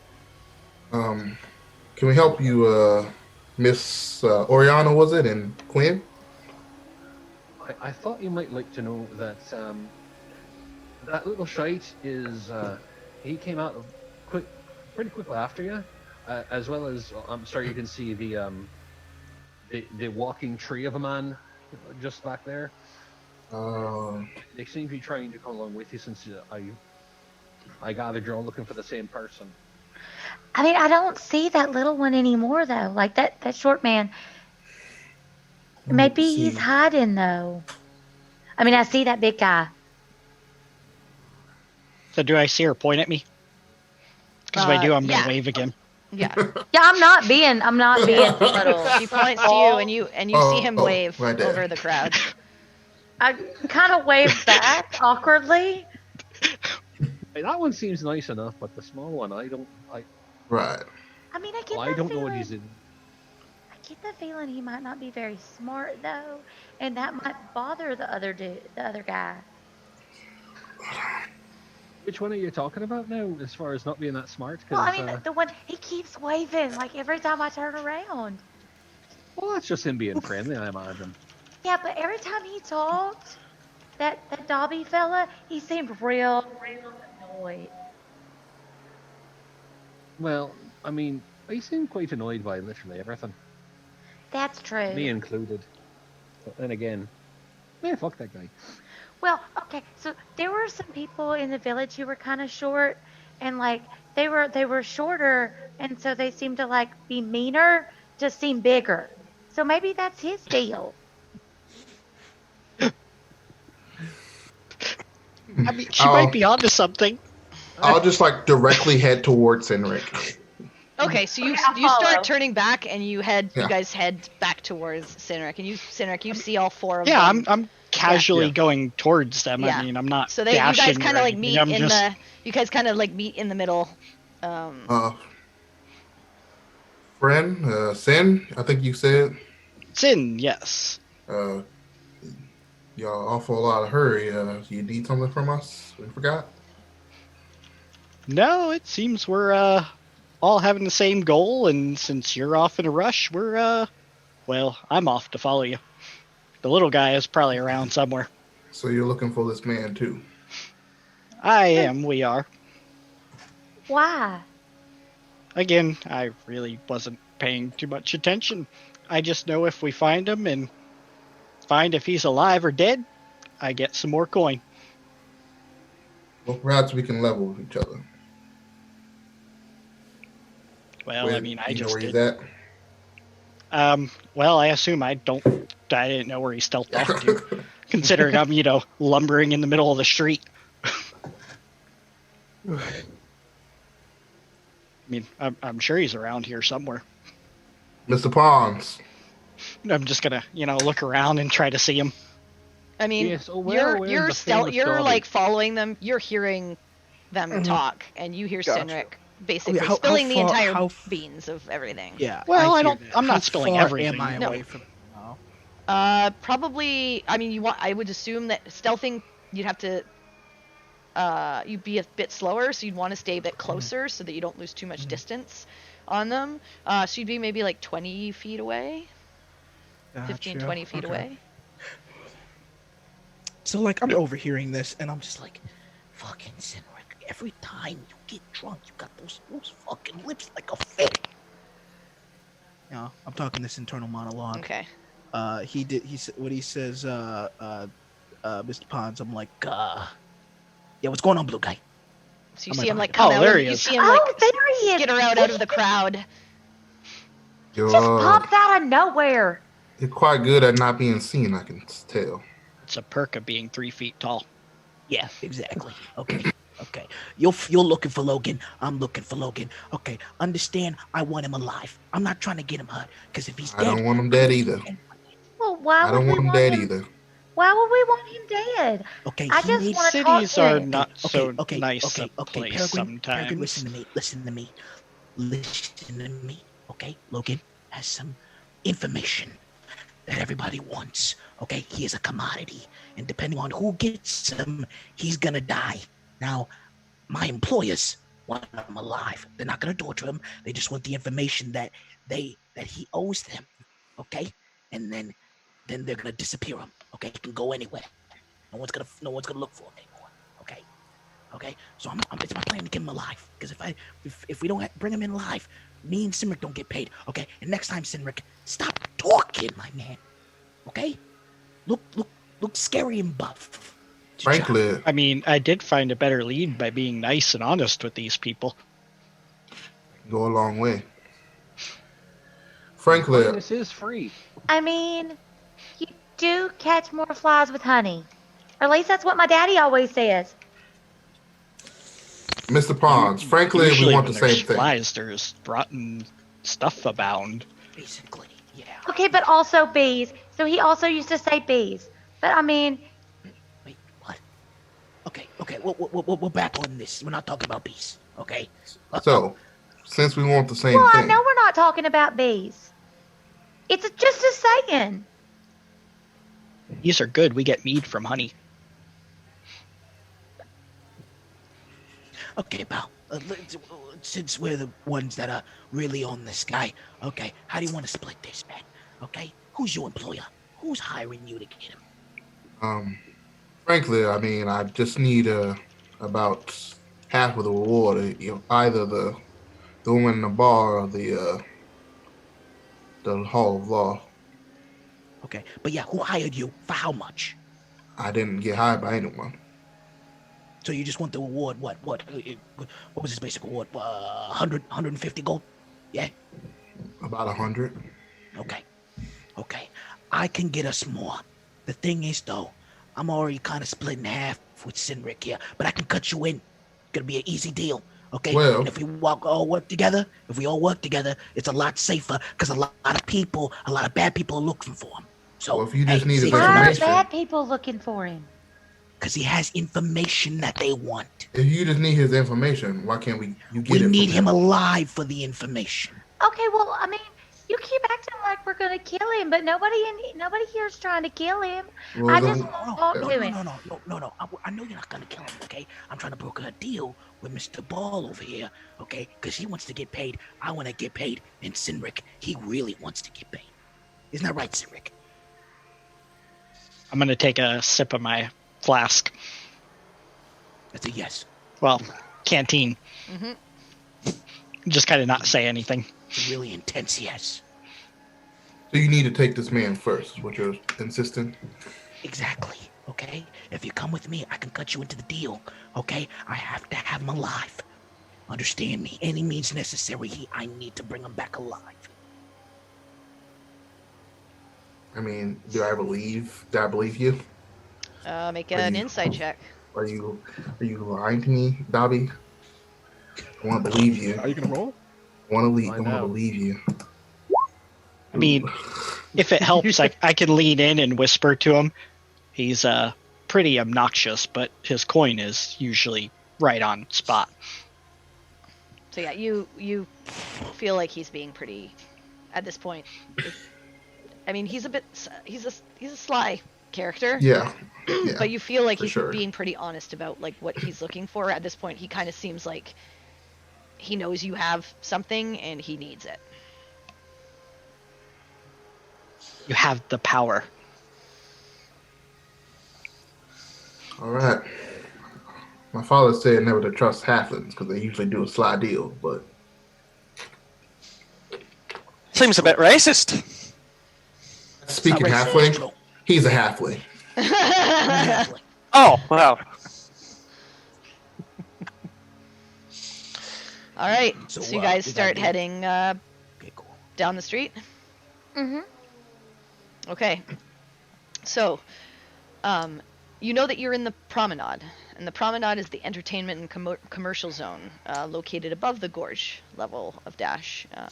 It is where the wealthy of the city gather to shop, dine, and trade goods and supplies from below, and where agrarians often visit for good, cheap times. As you walk out from the Gilded Gear Inn, you come into Abelmeyer Square. And Abelmeyer Square is where most merchants set up shop and sell their wares to both Dashians and tourists visiting the city. It is the initial entrance point for those entering the city off of the train from Agraria in the northeastern sort of section of the district. The courtyard contains a fountain in the center, with 3 tiers of gears that circle in different directions as the water flows up from a central pipe, making it quite a unique and beautiful visual. Beyond the various carts and stands, there are a few notable businesses that you see.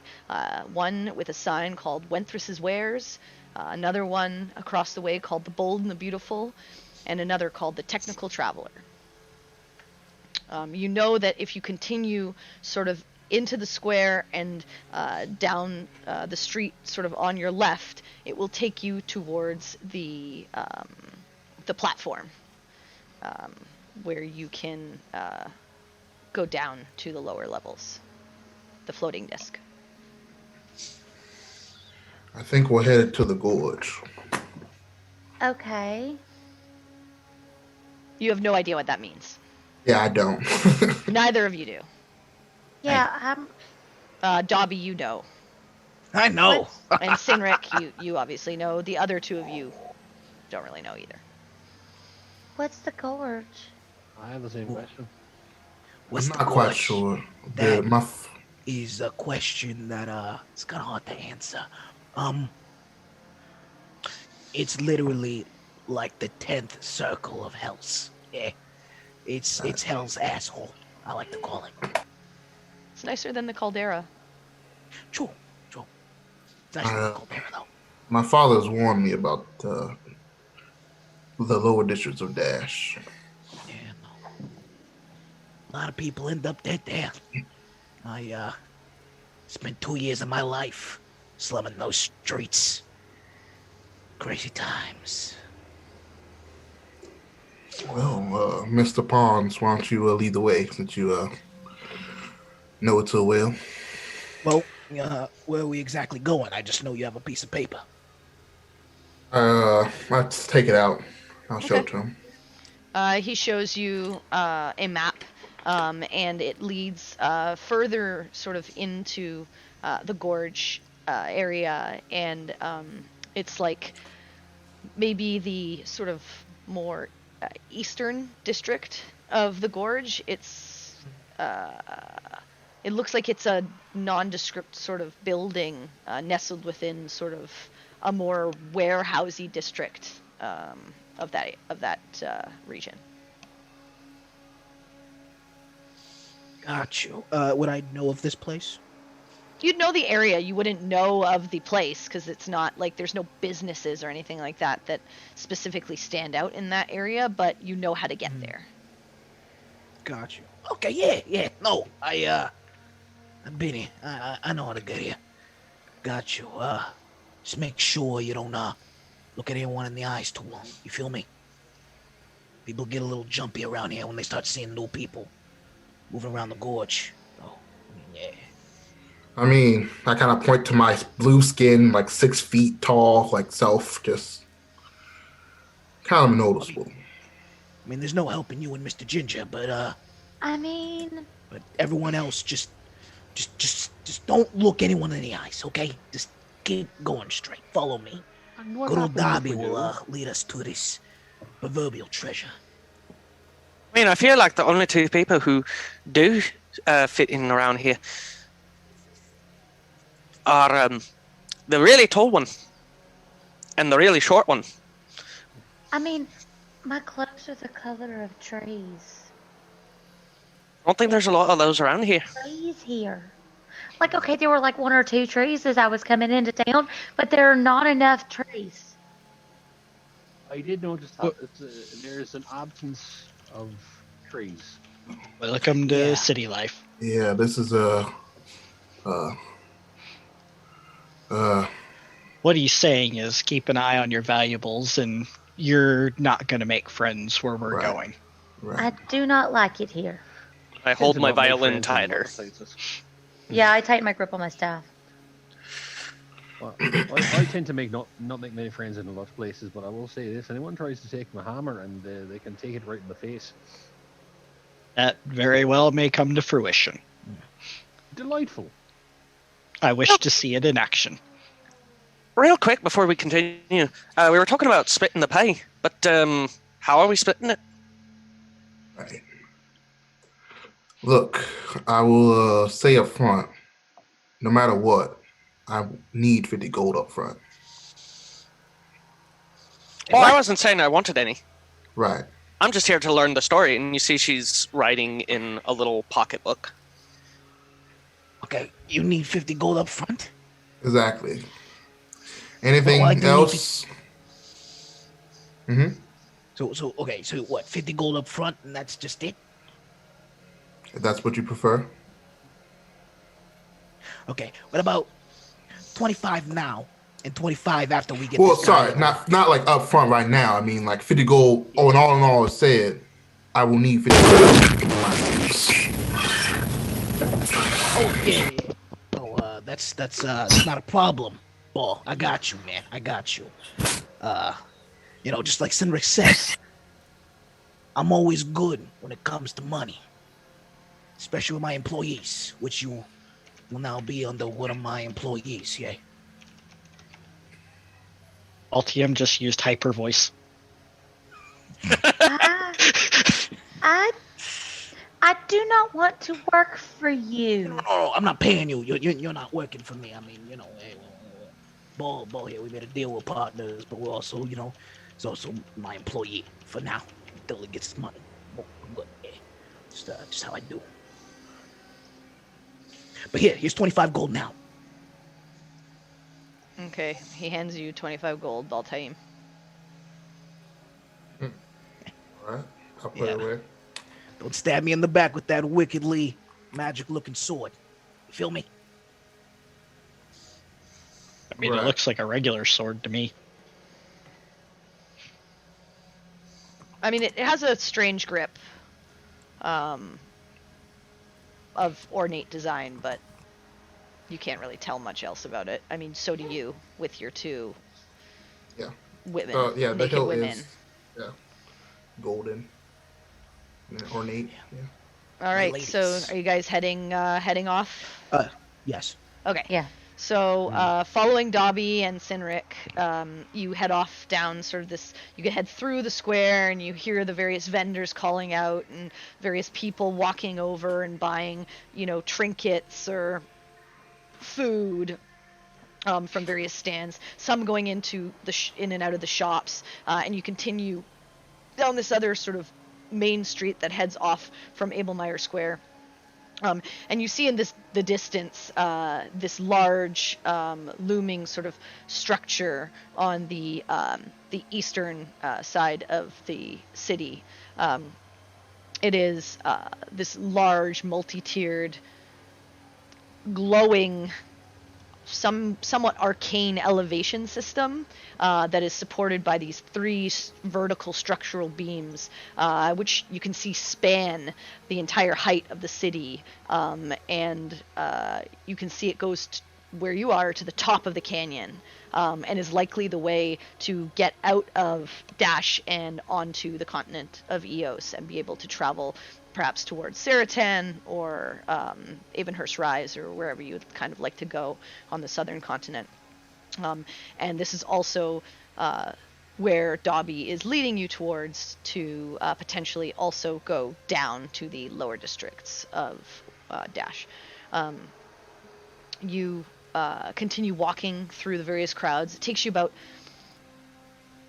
20 or so minutes to go from Abelmeyer Square towards this structure, and as you get to it, you see its ovoid shape and curved topside are constructed of thick glass and an elaborate ironwork baroque latticework frame with ratcheting endless gears that click and turn. As you get close, you see a group of people waiting in front of it and two guards sort of standing on either side of these large doors. And you see the two large doors have this intertwining metalwork as the guards flank it. And once the platform rests at the promenade level after coming down from the top of the canyon, the doors sort of open with a and you see the guards guide pedestrians on and off of the platform when it comes to the stop, and you can choose to enter, as it takes a large amount of people each time it goes up and down. So you all gather in? Guess I'm gonna walk in. Yeah. Okay. Well, here we go again. Okay. Are you following? Yeah. Okay, you head in, and for those of you who've never been here or haven't lived in as the city of innovation, you kind of are taken aback by the technology around you and this merger of arcane sort of invention. And like Peregrine, for you, this is like a very strange, unnatural experience. Is like once the doors close, and the floor sort of drops out from under you, and it doesn't go I try to. extremely fast. But you feel like, when you get on a roller coaster a little bit and your stomach lifts, like you feel that sensation for a moment. Yeah, I try to like back up against a wall, and I'm just kind of staring. You feel the cool glass against you, and you can see that the view is sort of open in 360, other than the various like posts and columns that are keeping this structure together. It's very wide open, and you do see like the various lattice work of gears and rods and things like that keep everything in place. But you're able to kind of see as you lower, you can see out towards the city, and you see as you're like sort of getting closer and closer to the gorge level, you get a good view like over the entire sort of district, and kind of see the various lights and lamps and these like arcane glows that are glittering, keeping the city lit. Again, as you stepped out onto the streets, that like old smell had hit you of the rank, rancid air that litters Dashe. But as you start to come down towards the gorge, and when the platform finally settles, and you hear the doors open again and stop, as you're led out, that smell is even more pungent and difficult to sort of handle in your nose for those of you who are not from here. You see Dobby and Cynric just kind of like walk out like nothing matters to them, as they are used to this, but most of you are like, and you feel it like burning your nose and eyes a little bit as you're coming into this area. Does anybody else feel like they're never gonna be clean again? Yep, told you guys. Welcome to the city. It was the devil's I do not care for it. I do not care for it one bit. Me neither. I'd much rather feel the breeze of the ocean and the salt on my face. Oh, man. It smells so bad. I'll be honest, not the worst smelling place I've been in the last couple of months, but it's up there. It's up there. For the ask what places you frequent. Oh, that's an achievement. It smells like something died and no one told anybody for about a month. That happened once in my village, and it felt just like this. See, you think this is bad? Go to Caldera. You'll probably die. Your city is real fucking weird. Terrible. I think the word you're looking for is terrible. Yeah, no, it's fucking horrible. But it's also home for some. Yeah, very 180 from Megaria. Yeah.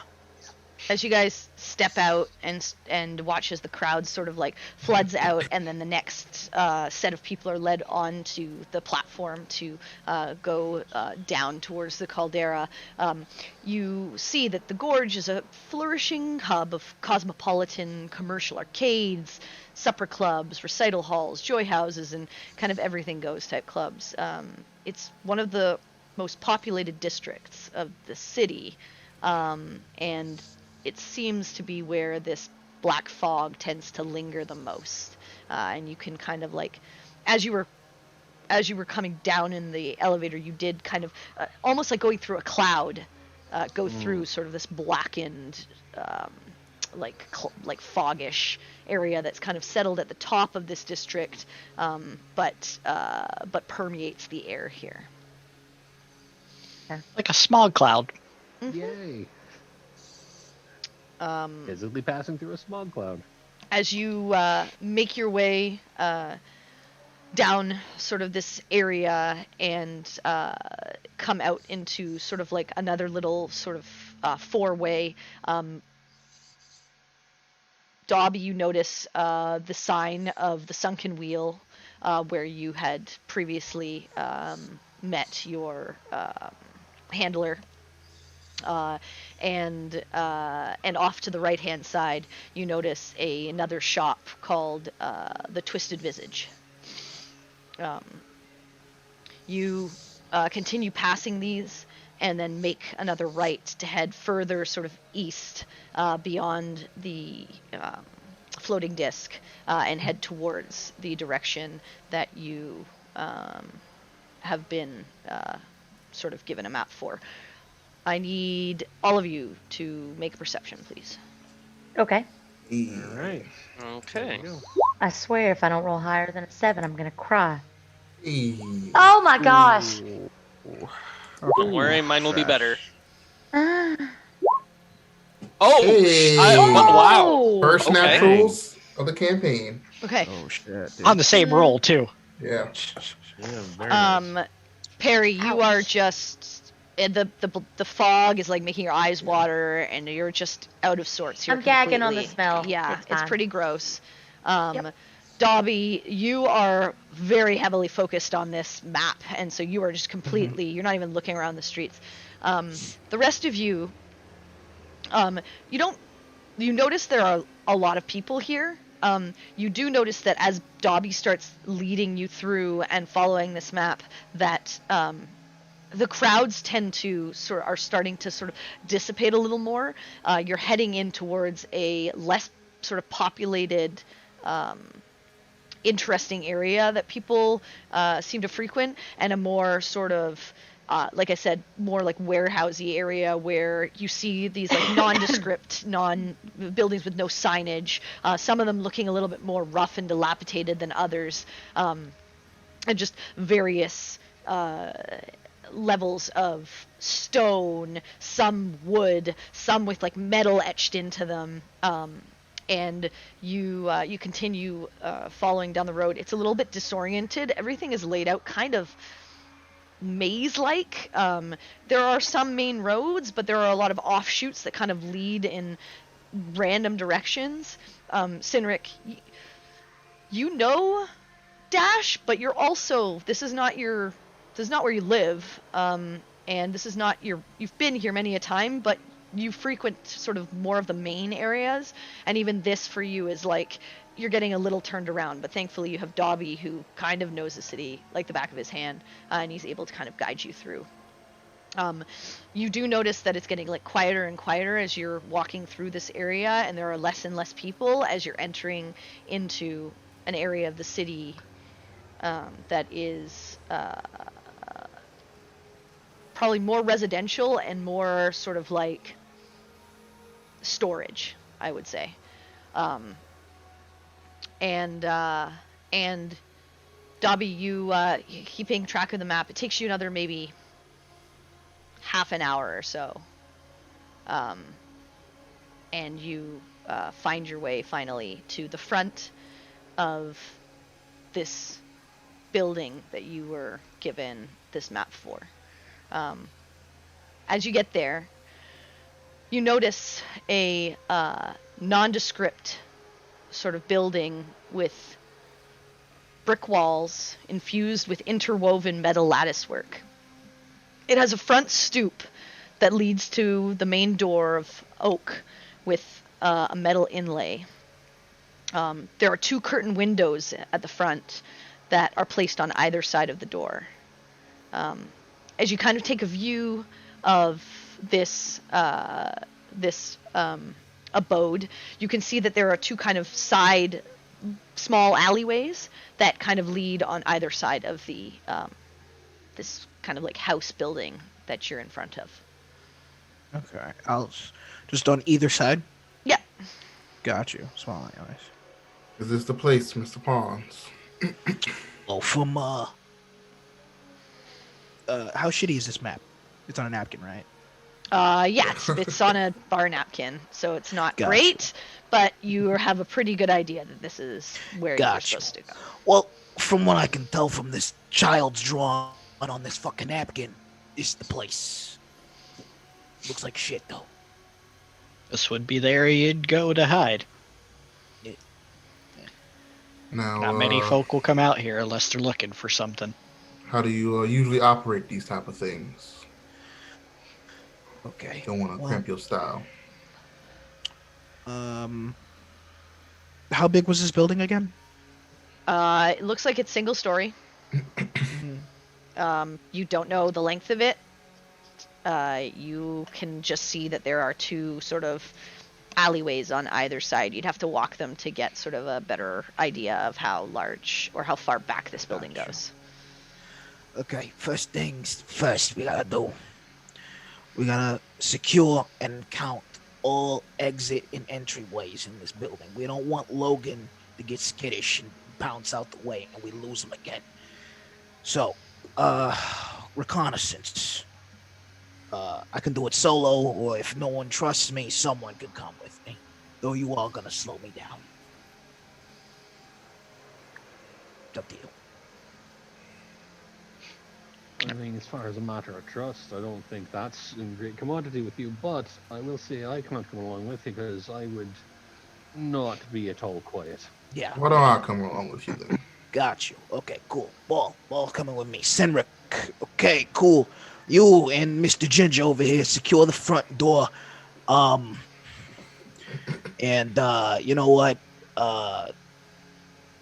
Peregrine, right? Peregrine. Peregrine. Peregrine. Gotcha. Like the falcon. And then person that's Melody but not Melody to her friends, right? I haven't introduced myself as such, sir. Oh. Well, Horn Girl. Oops. You go with Peregrine and act as lookout. Yo, Paul, come with me, my man. I'll follow him. Okay, which side are you going on? We're gonna go to the right side first. Okay, so you head to the right side, and you're trying to stealth? Yeah. Okay, so both of you roll stealth. 24. Okay.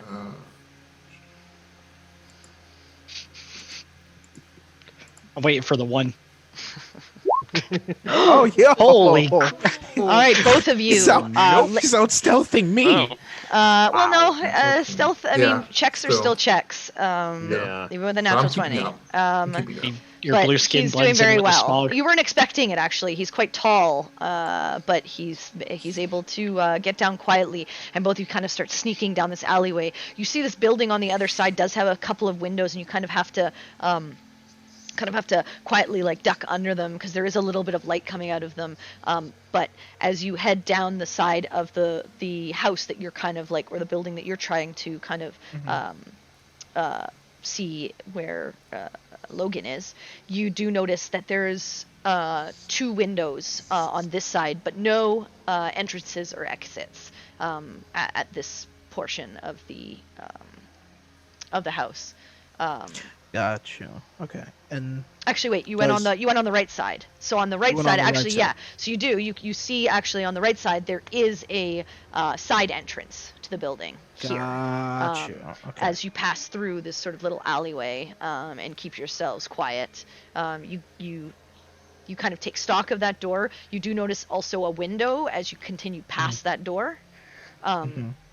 Looking in, and you kind of stay low and stick sort of underneath of it, and then you get to the back of the building. Got you. You come around the back, and you can see that there is also an entrance here at the back of the building. Back entrance. Okay. And is So there a few another window? windows. Yeah, with that there's back entrance? there's another two windows on that side, and then they're curtained. Like all of these windows are curtained, Ooh. but you're staying low just to make sure that you don't get seen or quickly darting by them. You come around the other side, and you do see like there are like these small at the back of the building, and on like the side that there are like these small sort of like storage shedish type buildings. Are not part of this, but they look like almost like storage shacks of various sizes, and as you come around the back, you see more of them, and then you continue up the other side to come back to where your group is sort of waiting in front, and you see two windows on that side, and then two windows on the building beside it as well. The windows on the building beside it do not have curtains, and just have like light coming out of them, but they're a bit higher off the ground, maybe 4 or 5 feet off the ground. Got you. Whereas the windows on the smaller house are maybe like 3 feet or so. Okay. There's like Can I roll windows and then perception? 2 doors, it seems. Yeah, door Yeah. at the back, door at Door in the the back. western And then side, 2 which is the side that you each. came on, and then one window on the side with the door, 2 windows on the back, Yeah. 2 windows on the other side. Gotcha. And then Okay. windows in the back.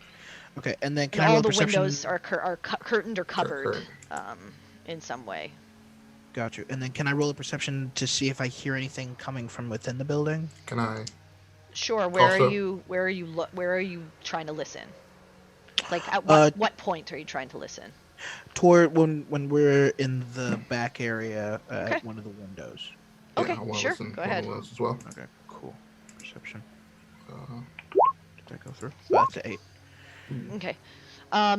You don't hear anything, Navi. You can't make out anything. And Baltaim, you also listen very carefully, and you hear sounds. It's kind of hard to tell if something's going on, but you are at the back of the house, and it is relatively quiet in this part of the city. You can't hear. It doesn't sound like there's any movement or anything like that going on within this area of the building. here's something, but I'm not quite Like sure. you're hearing the it's city. people. Like that's what you're hearing. Oh, okay. But inside the building, like I you're hearing don't the hear ambient anything. noise from like just people walking around and stuff like that. There's Right, not a right. lot, so it doesn't mask you from being able to hear inside the building. Inside, but I'm not but you hearing do, anything there. yeah, you can't really make it out, and even with the noise kind of like blocking it out, you're pretty confident that there's probably nothing happening, at least not- at this point. Yeah, This building at is the back. pretty long, and as you sort of come around the other side, you notice that this building is maybe 40, like 30 by 40 or so. It's not extremely large, large enough to hold, the base living areas of someone who would need it, or to be a storage facility for something. Mhm. You're not really sure. You guys come back around the other side to meet up with your group, and the 2 lookouts, Peregrine and Oriana, go ahead and make a perception. Cool.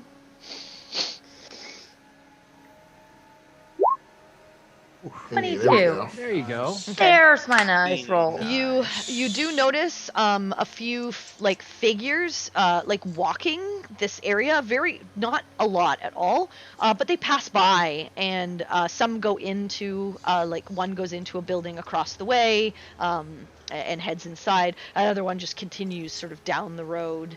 Every once in a while you'll see someone pass by, but they don't seem to stop and Okay. really pay you much mind, kind of going about their business. Okay. And they just look like, to you, everyone kind of looks strange. It's hard for you to pick out anything. A couple of them do look over at you, just kind of like, you look weird. Like you stand out like Yeah. a sore thumb, so does Quinn. Ori does a little. And you guys are kind of just standing out in front of this place. So a couple of them kind of give you like the side eye, but they kind of continue on their way. Okay. And then you see Dobby and Baltaim come back into the main sort of area where you guys are waiting. Well, what do you think, Mr. Pons? Okay. There's 2 exit points. One on the right side, one in the back. Okay, the back, it's a long building, so back is far. I'm gonna say cut that one out that we need to take care of. I say the side one is probably the best bet for the best escape route. If anything gets hairy, or if Logan gets a little jumpy, we can keep an eye on that one. It's the close. Hear anything in the building, right, Ball? I did not hear anything. No. Okay, so more than likely he's probably alone in there. Did anyone see anything on lookout? No, nothing. everybody just kind of walked on by. I mean, a couple of people like looked at me funny, but people have been looking at me funny since I got to town. So, I mean, really. Gotcha. Okay. Cool. Okay. So, here's the plan. Senric, whenever the fuck, okay? You go through the front, okay? If anything happens, you're mostly the meat shields.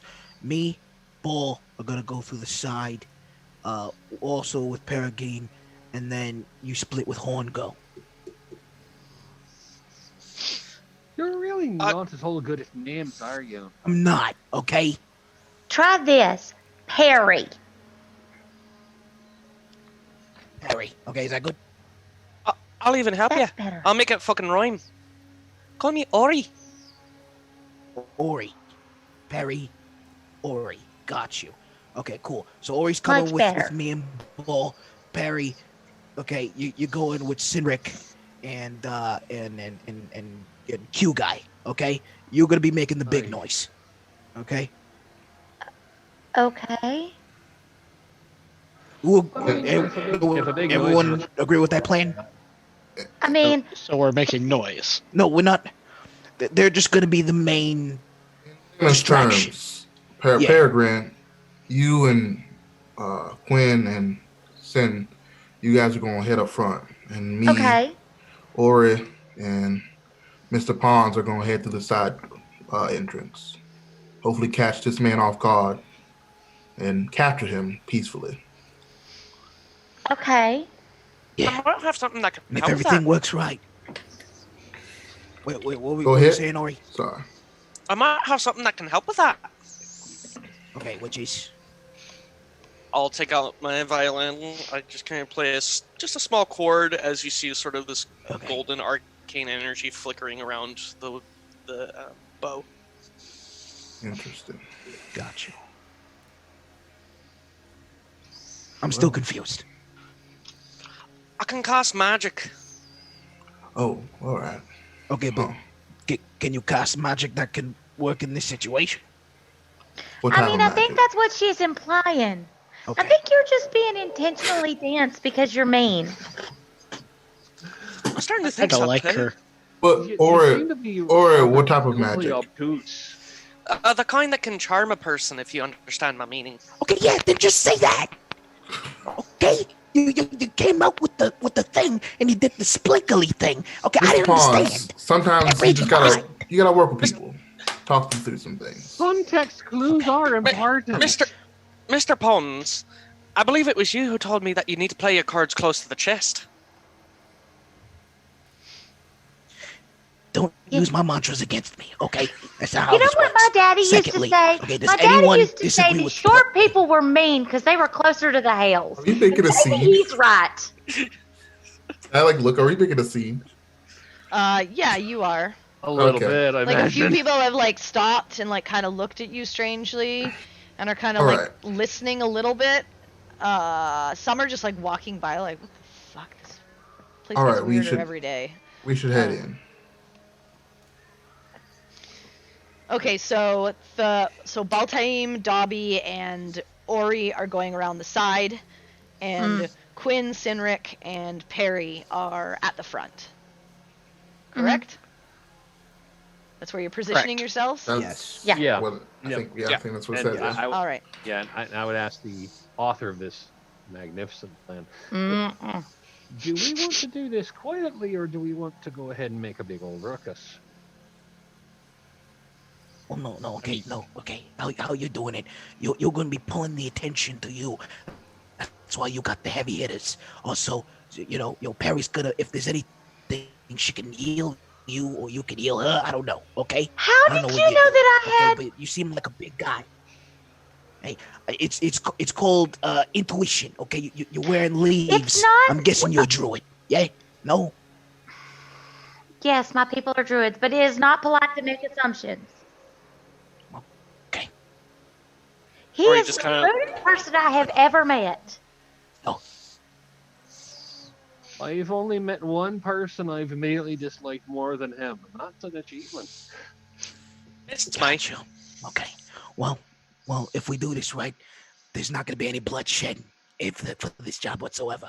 Okay. But you're the big distraction. That's why you got the big buffy people.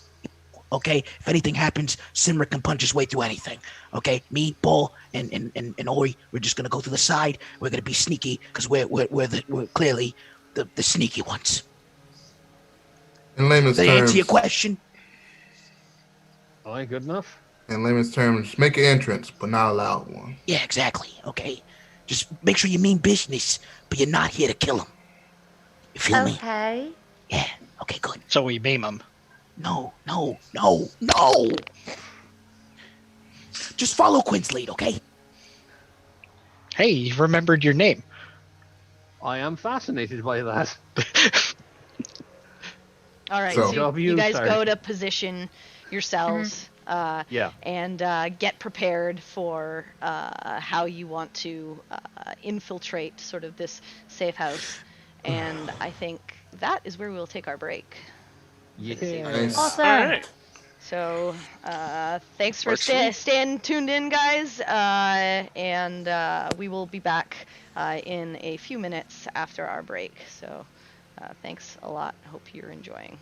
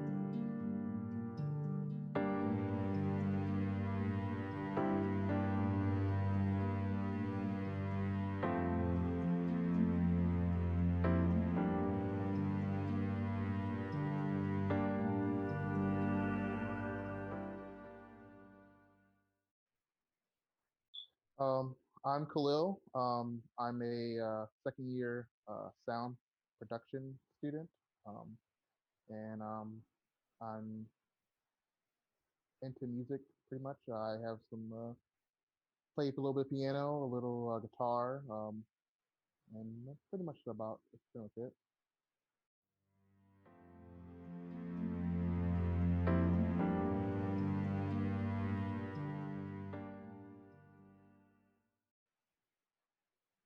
Um, uh, my like freshman year of college, a buddy of mine was uh, into D&D, and he had known I was a big video game player. I like to play video games, I like comics, watch comic movies.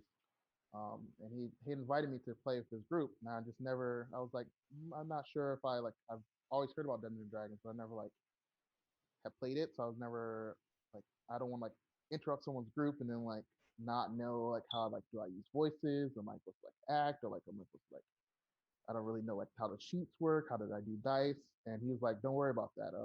Yeah, I have these actually like there's this like online show, Critical Role, and like you should just if you are like worried about it, just watch that and then see if it's interests you at all. Because some people even though they play video games and stuff, they're not really the paper and pencil doesn't kind of translate sometimes.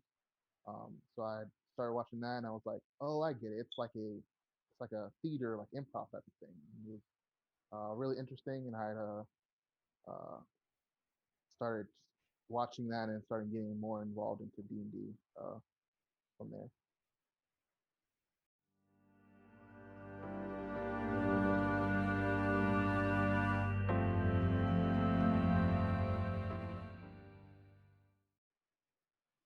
Uh, I think it's the getting to the moment, like the character getting like what is this character gonna be? Like it's such a morphless thing at the first, and then you're just kind of going down like a list of like, well, what did this look like, or what am I trying to play as? And sometimes you'll kind of go through it the first time and then be like, uh, that's not really something I'm like trying to do with that.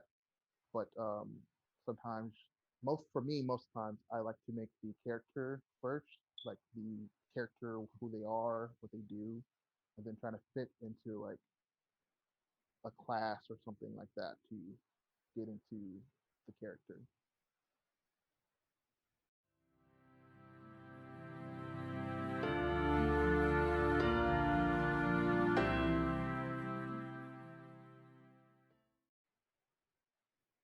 Um, I knew my dungeon master from another game I play on Roll20, and she had said that she had like, hey, I'm doing a thing about doing some type of streaming thing, and I need some players. And I said, hey, well, I mean, I'm free that night. I think we get along well in our game. I don't think I'm causing any trouble or any problems. And I was like, I would love to do that. I mean, it's doing something I was already doing, having fun doing already. So it was like, it seems like a good idea.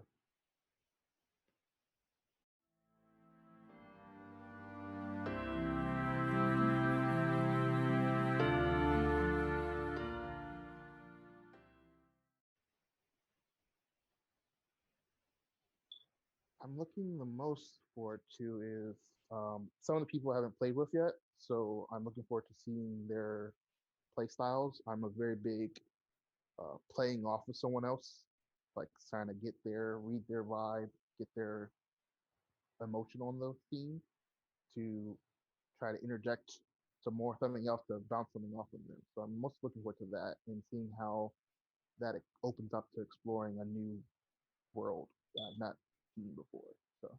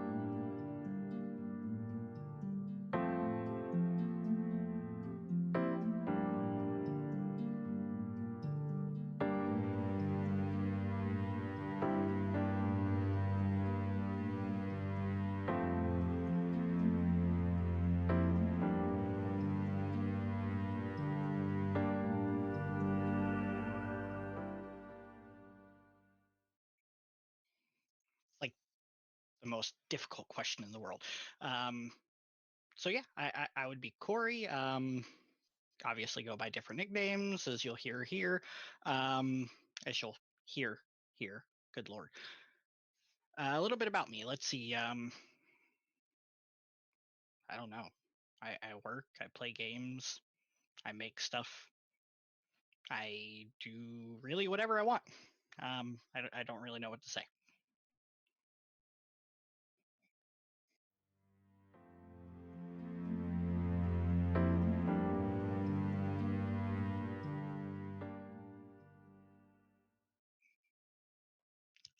Well, yeah, for that, I did play some stuff when I was in school, eons ago.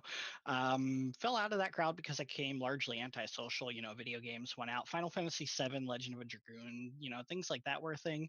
Eventually got to the point where I moved to another state. I want to say 2017. Got back into D&D and tabletop RPGs just to meet new people and not be by myself in a new state. And here I am.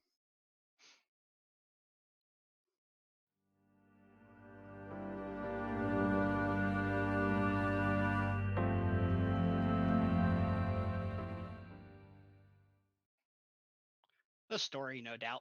Got to have fun with the story. I mean, combat's fun and all, but that just lasts for a few minutes.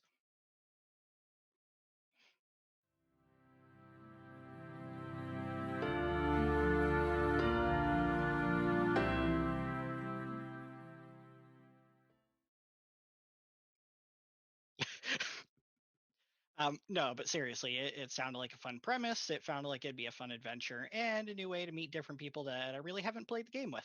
So, say win-win-win.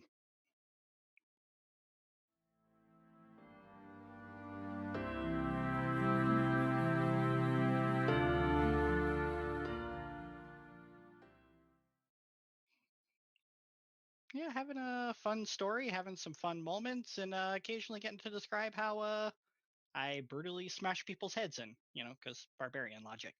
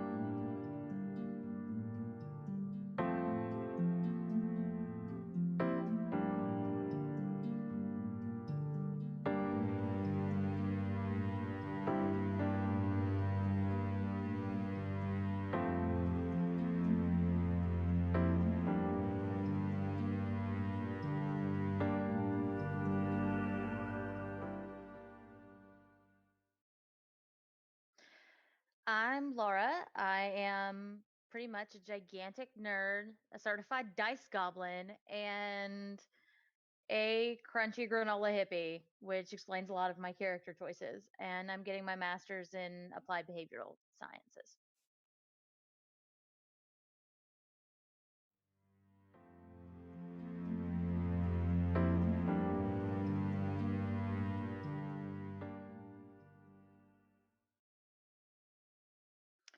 Um, I've always been a huge fantasy nerd. Started with the Lord of the Rings and never kind of walked away. Um, D&D was always something that was like going on, but I was pre-Critical Role, so D&D was that shameful nerd line you just didn't cross. If you crossed that one, then you were an untouchable nerd. So when a lot of my friends started to play, they never had really sessions that, kept going. And anytime I was like, hey, I want to play, somehow that never happened. So as time went on, I was kind of always wanting to play. Like my dad had played and a bunch of my family had played. So I had like his dice and his old character sheets and a couple of books, but no one to play with.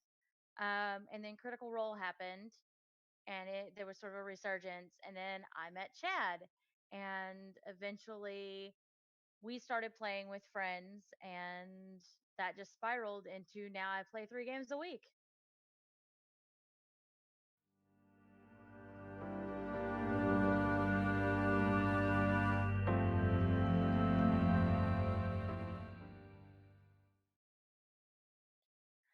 I am a sucker for character. I love to create a character with a lot of depth and a lot of things going on, and then to just get in there and explore.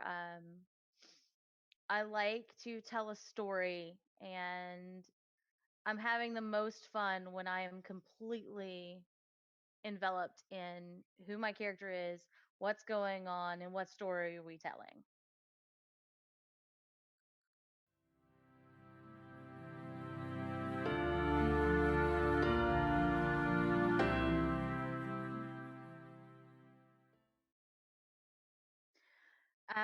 I have always wanted to do a podcast or a live stream actual play, and it was just something that never happened. Chad and I started talking about it with some friends. We were like, hey, we could record the audio for our sessions, and that never happened.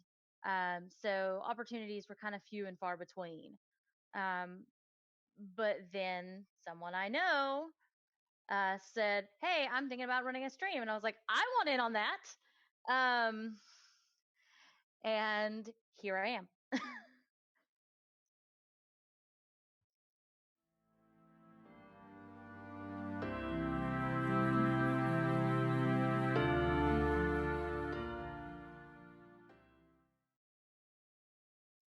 I like a lot of the people I'm playing with. I've played with almost everybody in the stream.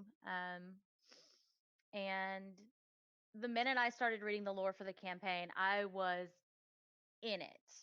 Um, so I'm looking forward to exploring this world and its history and this character I've created who is one of my softer characters, and that's something I don't play very often until recently.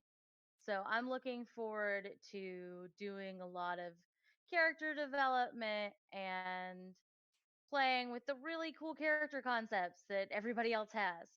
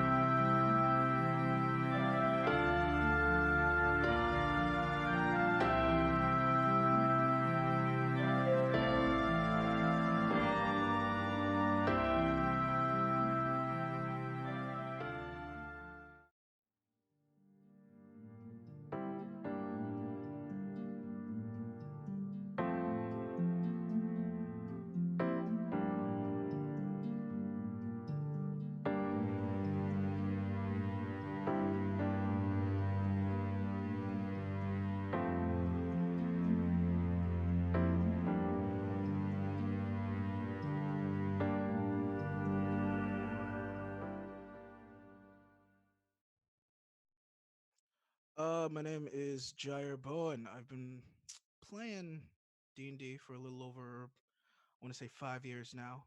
Started a little bit in high school, pretty late. After I started really getting into it in college, a lot of IRL games kind of ended abruptly to the point where I was floating around for a while trying to do Adventurers League. Didn't really work out. Then found out you could play D&D online. And since then I've been going full into it, having fun, doing adventures, getting gold and stabbing people.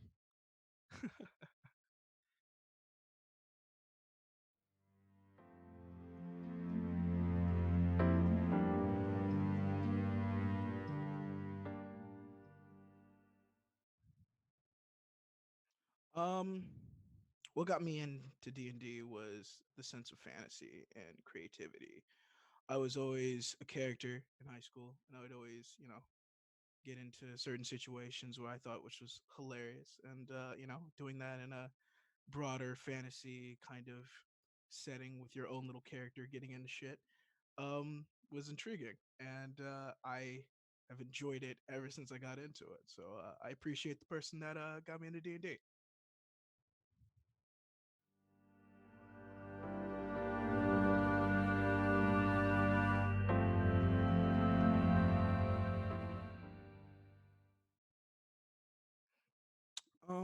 The ability to fully delve into my character is what draws me into a campaign. Um, I spend hours of my time kind of shaping them into being a kind of aspect of myself and seeing them actually grow and become this whole different entity that I kind of originally planned, but just kind of go a little bit left field, but I'm enjoying it, is an enjoyable surprise that I, get to experience time and time again with each and every character I get to play and create. And I appreciate it because each of them have a little bit of me in them, and I'm always on an adventure.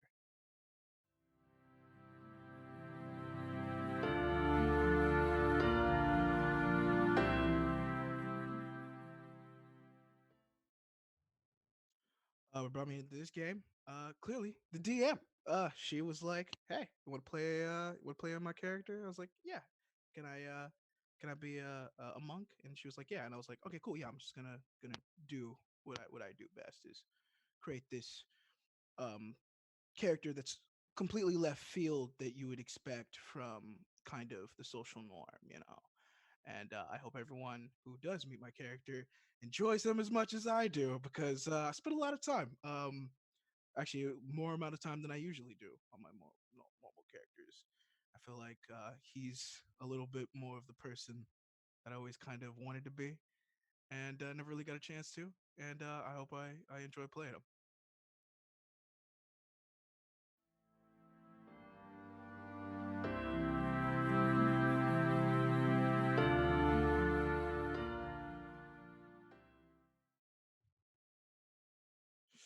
Ooh, what I'm most looking forward to, pulling off just pure insanity with style. That is my character's main mission in life, and I aim to give the audience as much entertainment as possible without breaking the game or the DM's mind. That's pretty much my mission and my hope.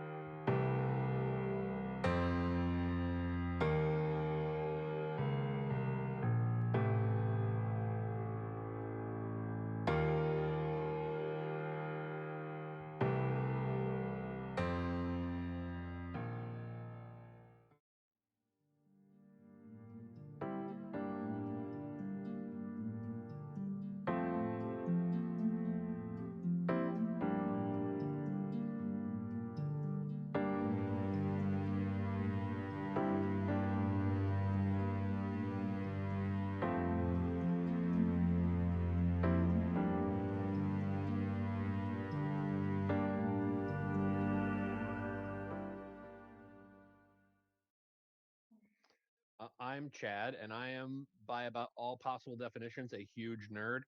Um, I have been at one point the world's largest Jungle Cruise skipper. I've played music on a Tesla coil, which you do not live until you play the Imperial March with Lightning. By the way, it's dope, and that's pretty much the interesting stuff. I do other things, but meh.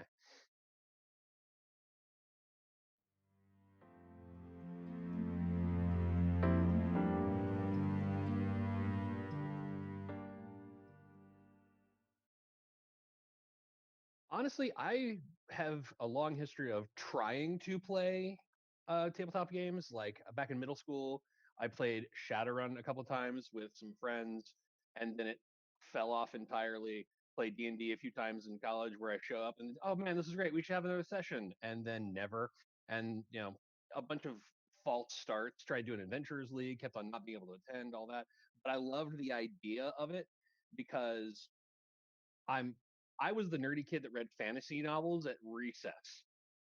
Like I would be off in a corner reading instead of doing actual active stuff because who needs that? That's for chumps.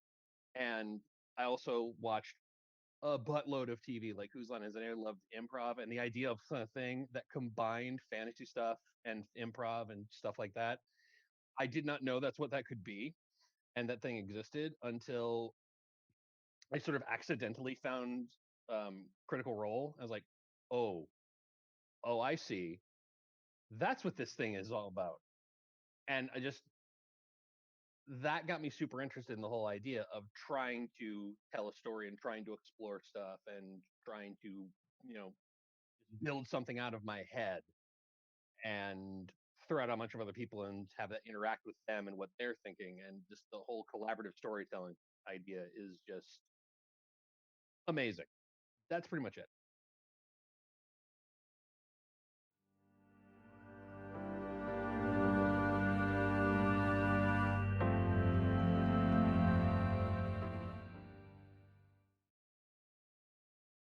Uh, just the idea of creating something. I mean, it's you create a character who you create as an island of themselves. Like this person, this is where they came from, this is what they have done, what they want, give them their own little hopes and dreams, play God. And then you take this thing and you chuck it against a bunch of other people, and then you just watch it collide and watch things happen you have no idea about. Like the notion that the thing I make is going to run up against someone else's thing that they have spent an equal amount of time trying to build, and those two things are going to create something completely different, is there's something to that I can't really put a word to, honestly. It's fun to watch and to also get to sort of live through. And the amount of insane things that'll happen is what keeps me coming back to the either actual table or digital table for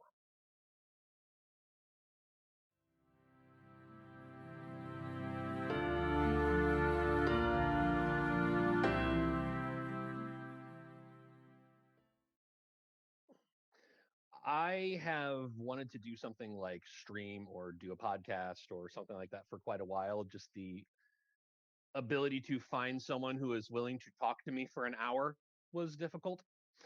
And when someone said, "Hey, I'm going to be doing a D&D stream," I pestered the holy crap out of this person until I was allowed in. I also dangled at my wife as bait, saying, "If I can play, so will she, and she's dope as hell." So I got my way because I used my wife as a lure and I catfished the DM.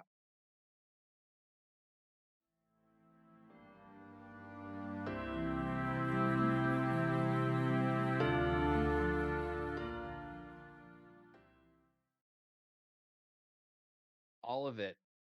I can't really put in anything more specific other than the whole thing. I know some of the people that are playing. I'm married to one of the people that's playing, so I have an idea of what they bring to the table, and I want to see more of it. I've played with the DM and for the DM, so I know what that's going to be kind of, but not enough to predict literally anything that's being thrown at me ever in any game so far.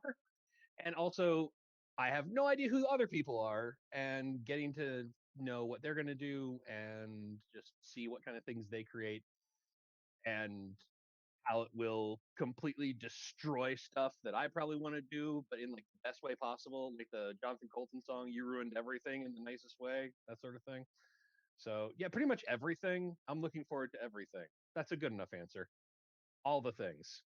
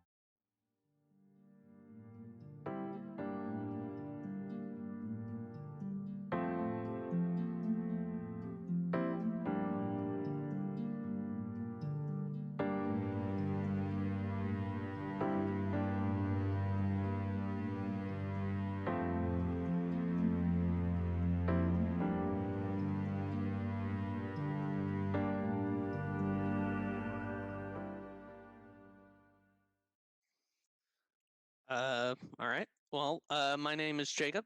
I'm a pretty avid D&D player, fan of science and all that jazz. That's why I became a science teacher. Currently teaching high school biology, hopefully some chemistry next year, but we're going to see where that goes, I guess.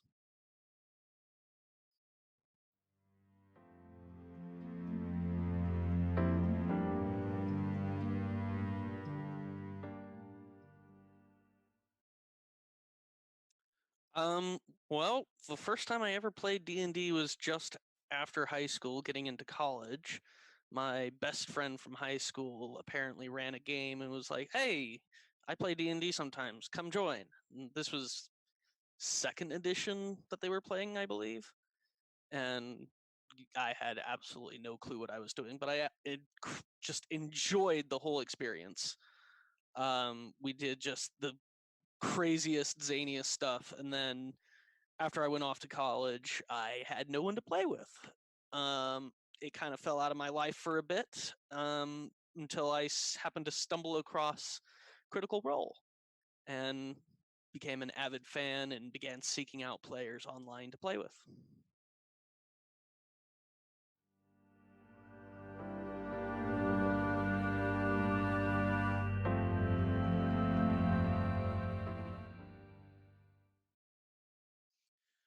For me, the best part about D&D is always the story. It's being able to have these characters just come to life and play as them and enjoy just good storytelling with friends.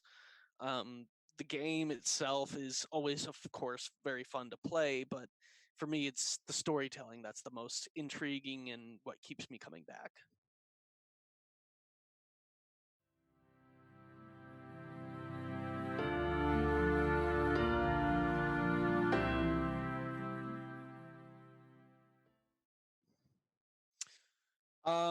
Well, like I said earlier, I got back into D&D shortly after I got involved with Critical Role.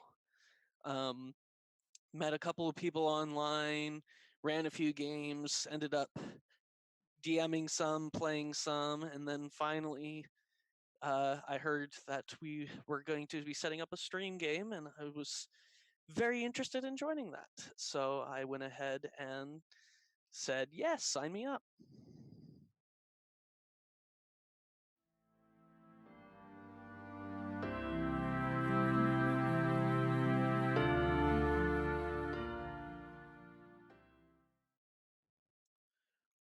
For this character, um, I'm just really excited to explore the storytelling.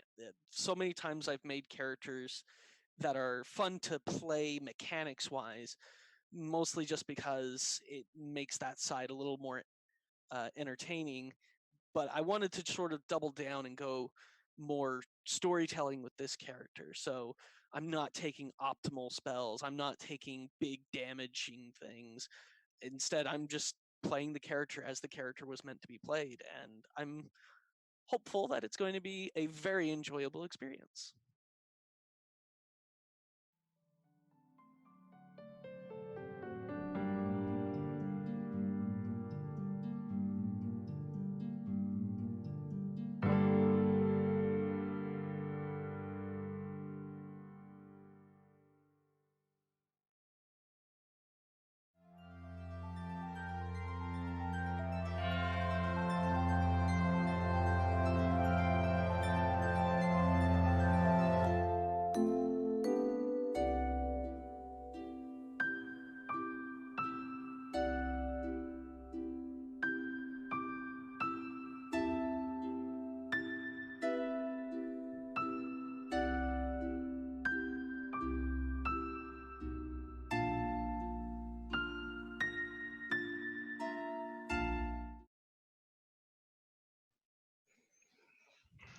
All right.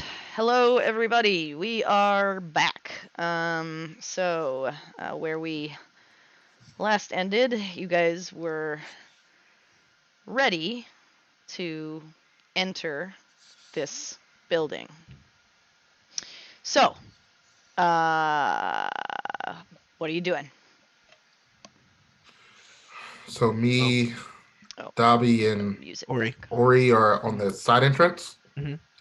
And we are sneaking in as sneaky as possible. Okay. Dobby, you're gonna go up to the door. Mhm. Okay. You go up to the door and you try the handle, and it is locked. Okay, cool. Okay, it's locked. Anyone have a way to open this without busting this door open? You don't. No, I lost my tools way back. So yeah, no. And what are you guys doing Wow. at the front? Are you knocking, or what are you trying to do? Yeah, I would give it a minute to get around the side, and just about long enough, I think, to be able to get to the door, and then just go over and just knock on the fucking door. Okay, so you wait a minute. No response. Hello?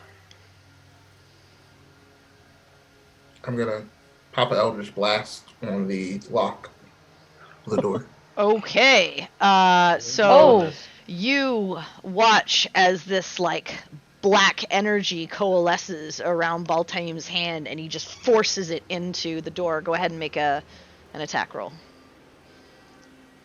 All right. First attack roll of the game, make it count. Here we go. Oh. Ooh. Oh no! It's a- not I mean, it's a door, It's a- right? It's a door. It's a door. So go ahead and roll damage. 2. All right, Big ol' two. you slam this black energy into the handle, and it just shatters sort of the lock, and it just. Your entrance, Mr. Pons. Do we You do guys this hear? around Yes, front? you do. It is force Okay. damage. It goes. Boom. Okay. Okay. I'm gonna turn to Cindric like, well, you want to maybe show the door who's boss? Sure, Apparently, we are going for the loudest way possible. I'll kick the door in at this point. Okay, go ahead and make an unarmed strike. Okay, Yeah, there we go. and roll your damage. Yeah, you just take your foot and boom, slam it in, and you watch as the door breaks away from the handle. The handle is still stuck, like the lock is still hanging, and then it just onto the floor as the door swings inwards. When all of this just starts like happening all at once, Perry panics and immediately shifts into a mastiff. Okay, you shoot down into a little Love it. dog, not a little one, but a medium-sized dog, and you. Okay. So I would Well, have turned that's like, new. no, is that normal? I haven't turned into that before. I don't think I've ever done it as well. Not that I can remember, but is that still you? The dog nods. And like wags. Well, that would have been useful for reconnaissance earlier. As you both now, both groups kind of step into this house, you see inside as you step in from the front, and even as you step in from the side doorway, the inside is a main living room area. There's a few chairs and a table settled there. There's a small hearth that rests against the eastern wall. You see that the living room leads into a small hallway with 2 doors and an open archway that looks to lead into some kind of kitchen area. Okay. Whenever we get into the room, Mhm. I would get Abigail out and just have her at the ready. The shield is still on my back, Okay, so you have so I'm not. you have the warhammer in your hand.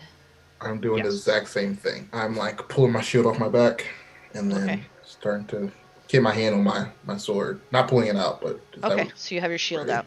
Okay, got it. I'm gonna walk over to the fireplace and check if it's, at least kind of warm, like coals or. Go and make an investigation. Yeah, while he's doing that, I'm gonna kind of sniff around and see if I smell anyone who doesn't smell like the people. Okay, so investigation. Yeah, you look, and it looks like maybe the last time there was a fire in here was over a week ago. There's a few ashes there, but it's relatively cold, and it doesn't seem like it's had any wood or burnable materials in there for a while. Look Sorry. back to Quinn. might be safe to say no one's been here for a bit. Well, we can push on then.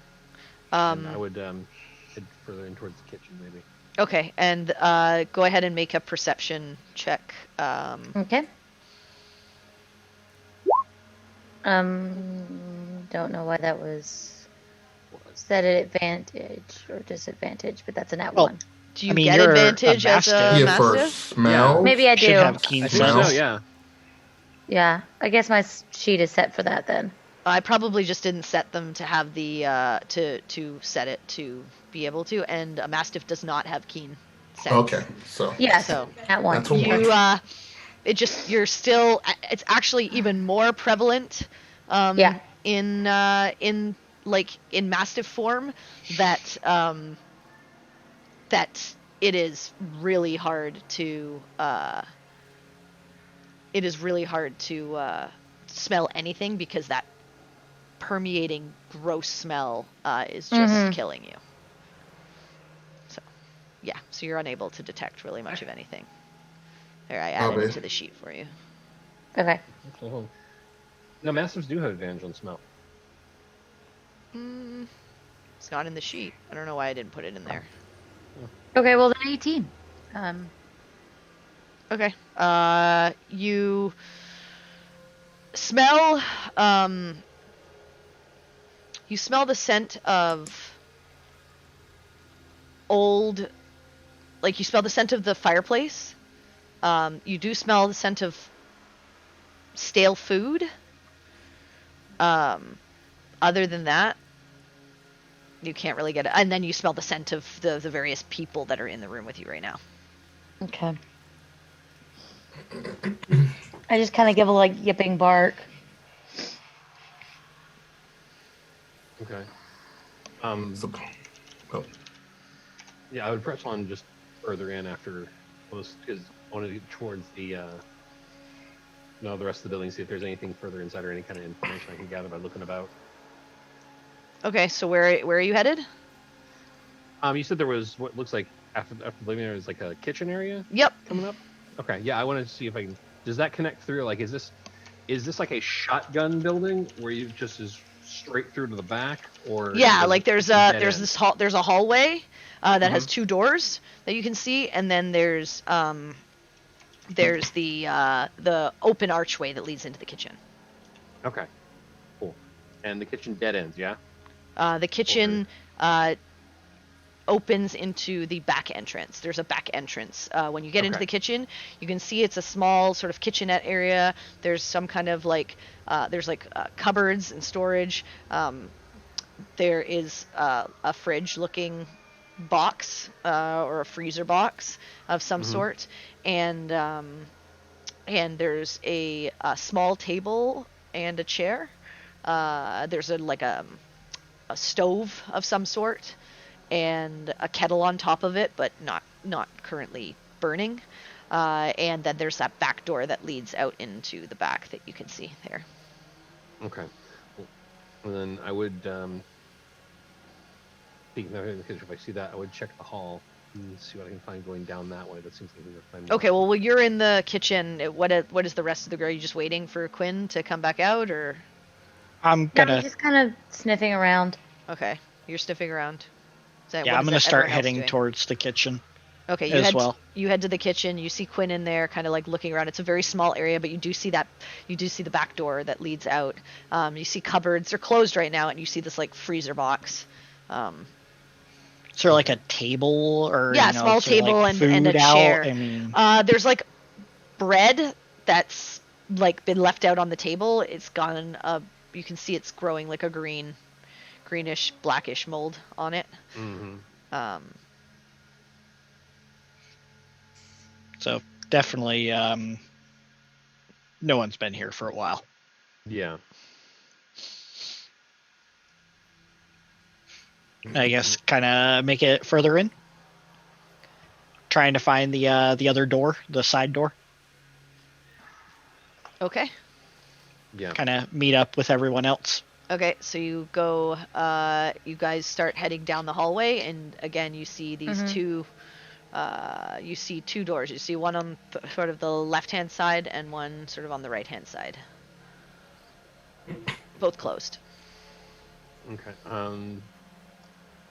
I just look over at Cindric and our new dog friend.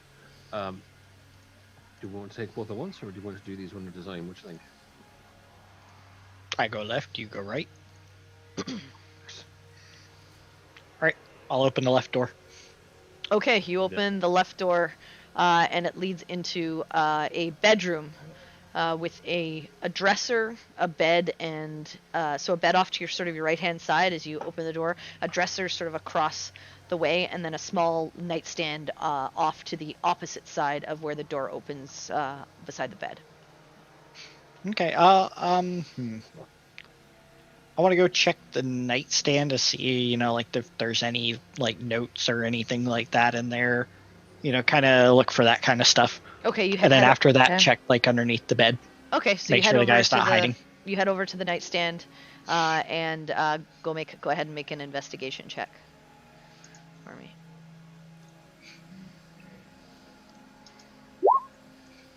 Perfect. You open it up. You look inside. It looks pretty empty.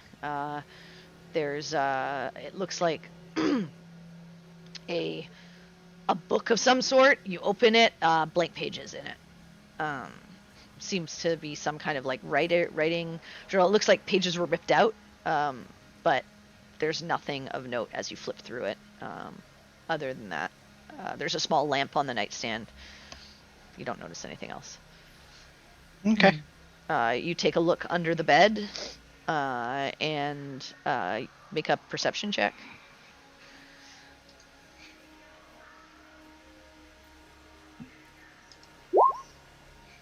It's just dark and dusty under there. Okay. So I guess I'll start walking toward this doorway. Nothing on the left. All right, and I'll take the other door. I'll go in with Quinn. Cindric, as you're walking, like, out of the room, you do notice, as you're, like, walking along, when you didn't see it when you first came in because you walked straight to the nightstand, but as you're walking towards the other wall that's on the same side, the left-hand side as you walked in because you went to the right, you do notice out of the corner of your eye some scribbles, like something scratched into the wall. Okay. Do I recognize what it says, or is it like you head over to it and like there's just scratches everywhere. You do notice one thing. Make a perception check.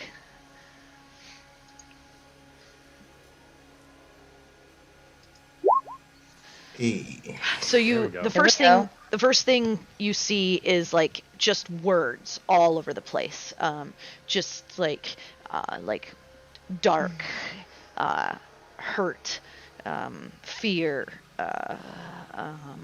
I don't understand, like all these like different things, and none of them like really make sense. You do like through all of these things you manage to piece together a scratch part that says I must meet, and then it trails off, and then like a little bit further between all of these other various words you see the sewers, and then in between all of these various unintelligible writings, some of the things that you do make sense of that are more sort of intelligible sentences are, you see something, a sentence that says, unshackle your mind, feed the darkness, and break the chains that hold you down. Those are the three intelligible things beyond the I must meet scribbles that you see, and these are all like carved like into the wall, look like shakily. Ramblings of a madman. I'll kind of mention over to Quinn to check that out. Yeah, so you head into the other door. Well, I would take a look at that first, and like that's. Well, he was investigating the nightstand as you were going into the other room. Okay, then so he took a minute to investigate the bed and the nightstand. Yeah. So you head into the other room. It's just a small bathroom It's got a tub and a sink. It looks like the tub has gathered a bit of dust and a little bit of mold in a rim around the edge. You don't see much else. Okay. And like So I a would- little basin, like toilet basin. Okay. Then I would come back out and let him know. So I Yeah, guess at that that's when point he tells me comes up there over to is- you and pulls you over, and he Okay. points it out to you, and you see the same scribblings. So I would read over that and like, that's mighty unsettling. What are It the rest looks of you like- doing? I was waiting to see if Dobby was heading in to the side Yeah. entrance. Yeah, you so already if did. You guys headed Oh, into the okay. end. I Yeah, said you guys we're came in inside. at the same time into the living room because you both blew open the door. Oh, so we saw each But other. we aren't. Yeah. Yeah. Okay. Oh. Okay. Then yeah. So then there's a. They went down a one hallway, and was there another hallway? No, there was the besides that? archway. I'll just say Yeah. you went down the hall And with then them because they went into the Okay. kitchen and then there was nothing in there and then they Yeah. went down the hall. So you're in the hall. I assume with we them. overheard what Yeah. Cindric said. Okay. You Did- saw I'm him gonna go go into the check out that room and out. say like there's nothing in there, and then see this scribbling. I'm gonna check that out. Scribbling. I talked to Could I- Cindric, Mm. and I'm like, okay, did you find anything else in there? Anything else that you didn't overlook? Well, I mean, there's a book in the nightstand that Okay, cool. is Okay, blank. show me and the book. Show me the book. Show me the book. Show me the book. do you want me to lift Yes, I you wanna up show so you- you can show me the open the book. drawer? Yeah, He can reach the drawer. I open the drawer and I see the book. Okay. Okay. You look at the book and look- it looks like a few pages are ripped out. Got you. I step over the door. Ori, you do reading, writing shit, right? Doesn't everybody? No. Do you have a quill, a pencil, some charcoal on you? I pull out the quill that I use to write with in my little pocketbook that they've seen me writing in. Okay, good. Okay. I then. You don't have charcoal or anything? I don't think you do. No. Wasn't there a fire in the kitchen? Or in the There's In the a- living room, there's some ash. living room? There's some ash. Yeah, you're a fucking genius, ball. Dobby starts sprinting it. He takes the quill, and then he starts sprinting it towards the kitchen. Okay, not the kitchen, the I mean, living the- room where the the hearth living is. room, yeah. Okay, you head over there. You run in. Okay, cool. Is there any like There's ash. leftover- There's a little bit of ash? ash. Yeah. Okay, cool. So boom, I get like a handful of ash. I dump it on the first page we can see that's been seen after the ripped pages. Uh huh. I start blowing it onto him so I can try to see if I can get an imprint of what was written on the page before before it got ripped out. Okay. So what type of roll would that be?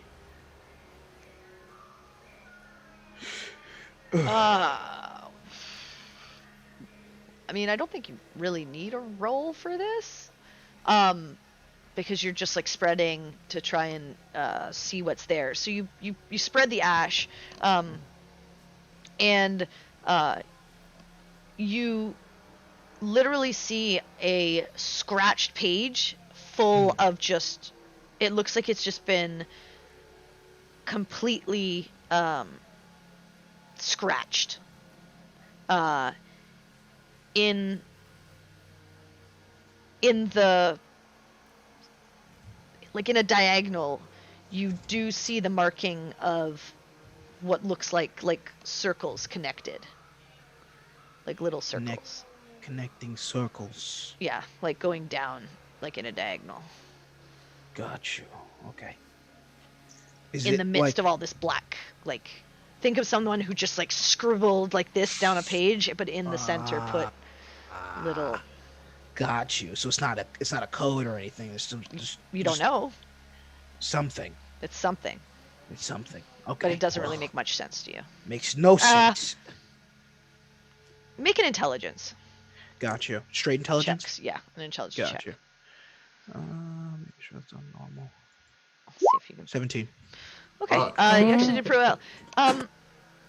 Given what was scratched on the wall, it looks like this was like darkness and a chain.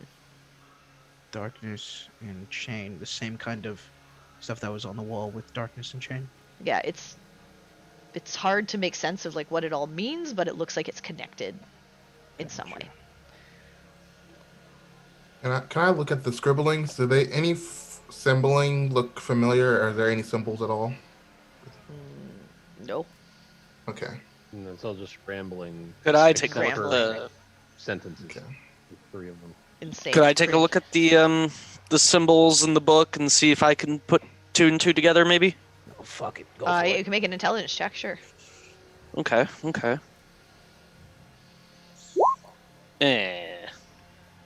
Uh, Where's that +1 coming from? probably The jack of all trades. Oh yeah. Yeah. Doesn't make a lot of sense to you. Okay. I feel sad about the book.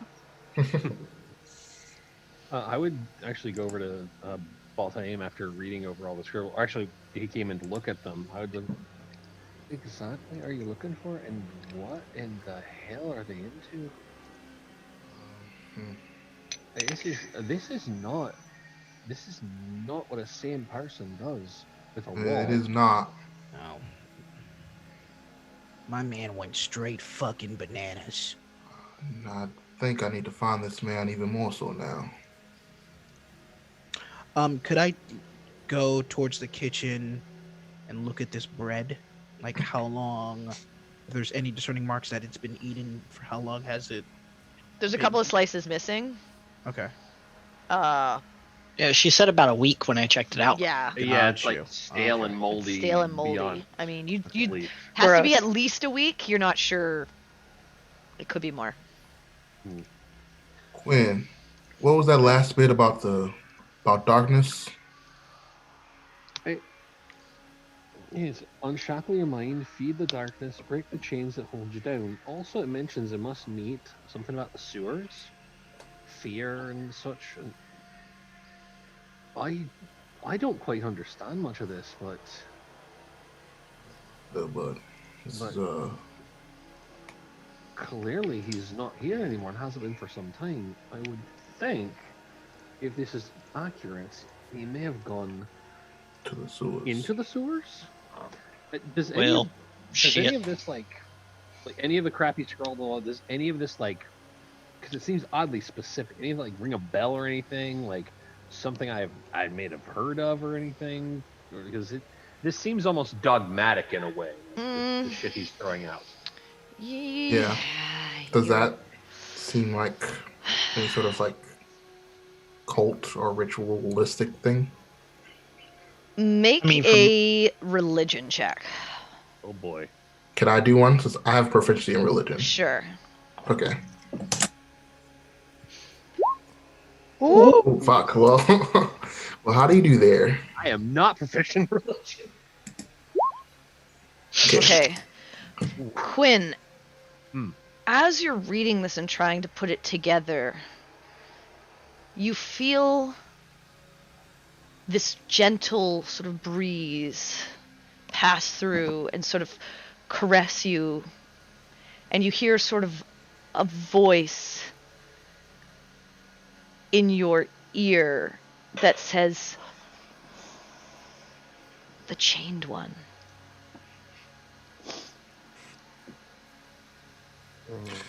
Hey.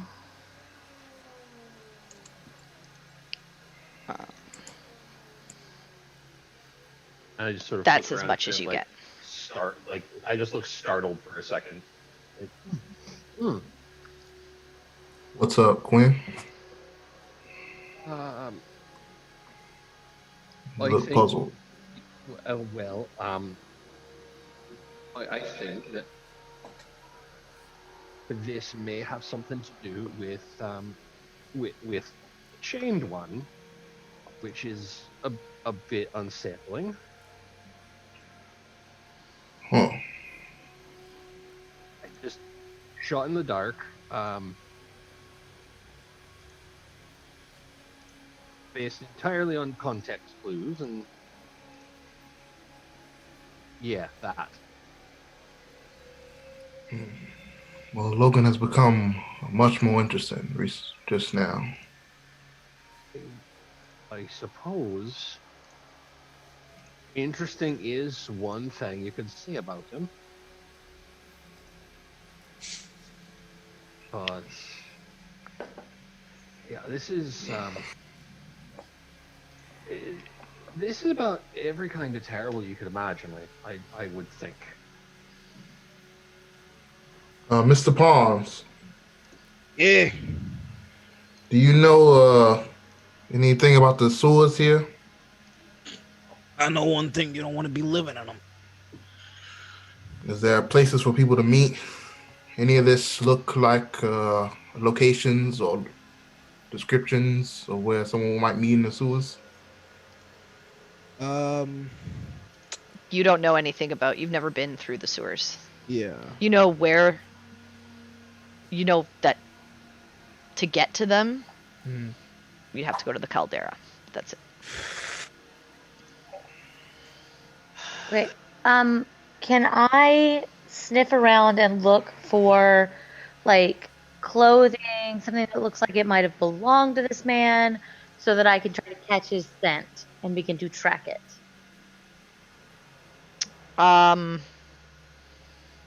You can sniff for it, sure. Okay. Where are you going to do this? Let's, the bedroom. Okay. Does the man have a laundry hamper? Roll for sniff. Okay, so perception or investigation? It's perception. Awesome. I'm Because you're smelling. 14. I mean, it's really hard to. You're sniffing around, but other than the sheets, which have like a layer of almost dust on them,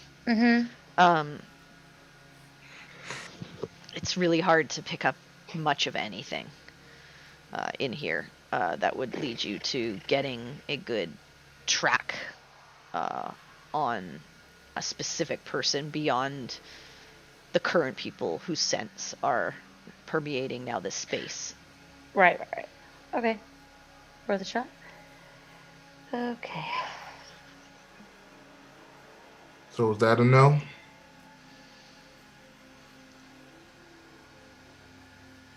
Are you asking Mr. Dobby? Palms? No. You can. You gotta go to the caldera, but I don't fuck with the sewers. It's suicide, man. Literally. It's literally your job. At this point, do we really have much of a choice? I mean, obviously, this man who has gone quite a ways around the bend has gone down into the sewers. Well, he's completely lost all his marbles by doing that. I mean, I don't think that's a debate. I think it's quite obvious that he's lost every one of his marbles, sir. And if you wish to find him, which obviously you do, the only way out is down. Yeah, Next but those stop would be the sewers, sewers. if you don't know where you're going, it's a giant fucking maze. You seem like the type that would know someone that would know what they're doing.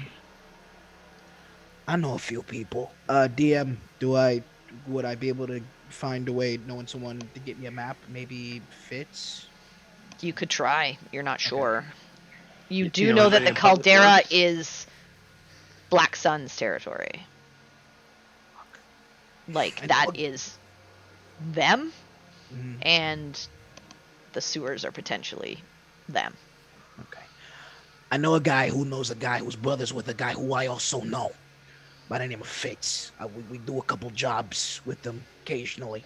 Works with the Shattered Blades, okay? But understand, that whole part is Black Sun territory, which are the mortal enemies of the Shattered Blades, okay? And are not good people. If they find us in their territory, they will flay us alive. Well, I don't intend to be filleted, so not I to worry assume about that. I don't understand a thing he just said. Yeah. Yeah, I just kind of plop down next to them and bark in confusion. Where did this dog come from? Oh, It's Peregrine. the half elf. I kind of give it a pat on the head. He pats I you. do that thing dogs do where they lean real hard. Okay. Well, She like licks your hand. Saying- Oh, thank you. Well, You, if we, she can turn into a dog. Apparently, yes. A wag. That was a shock to me as well. That's Suddenly quite there was a interesting. dog instead of a person. Well, I Quite mean, we interesting. kicked in the door and then, like, she transformed. And then surprise dog.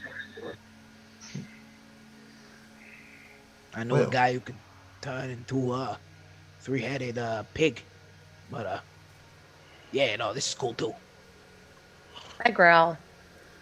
Okay, Perry, calm down. Okay, chill. Okay, now if we're done searching for clues here, okay, just follow me and maybe we can catch Fitz before he bounces. Okay. Did you guys left the doors wide open, correct? Oh yeah, we did. Yeah. Well, I mean, I kicked one in. yeah, Okay. and then I we Yeah, blast there's the kind of lock no off. blasted closing the lock over another one. Yeah. front door. Yeah. Yeah. Well, the one that's not open is the back door. That's it. Yeah. Okay. I mean, it's safe to say the doors are open. Yeah. So. Okay. I don't know if it's Yeah, lead necessarily in. safe. I mean, Okay. Now, if we're done here, we need to clear out and burn this thing to the ground. I'm sorry. What? Wait. We need to I'm Let's sorry. admit to the Hold on, ground. sorry. Mi- I Mr. apologize. Pons, Mr. Pons, that seems a tad bit A bit excessive. extreme. Okay. Understand. You're committing arson Remember for what you. I said? Remember when I said scary people are after Logan, and we are not the only ones searching for Logan, okay? Okay? Meaning that there is competition, meaning that we have a leg up. Now, if we want to keep that leg up, we need to destroy all evidence after we've got what we need, which we Wouldn't have. they know that I something's up? basically start growling and herding him toward the door in an effort to prevent arson from happening. Or Okay. She like grabs onto like your, I guess, sleeve Yeah. and starts trying to. Yeah. Okay. Hey!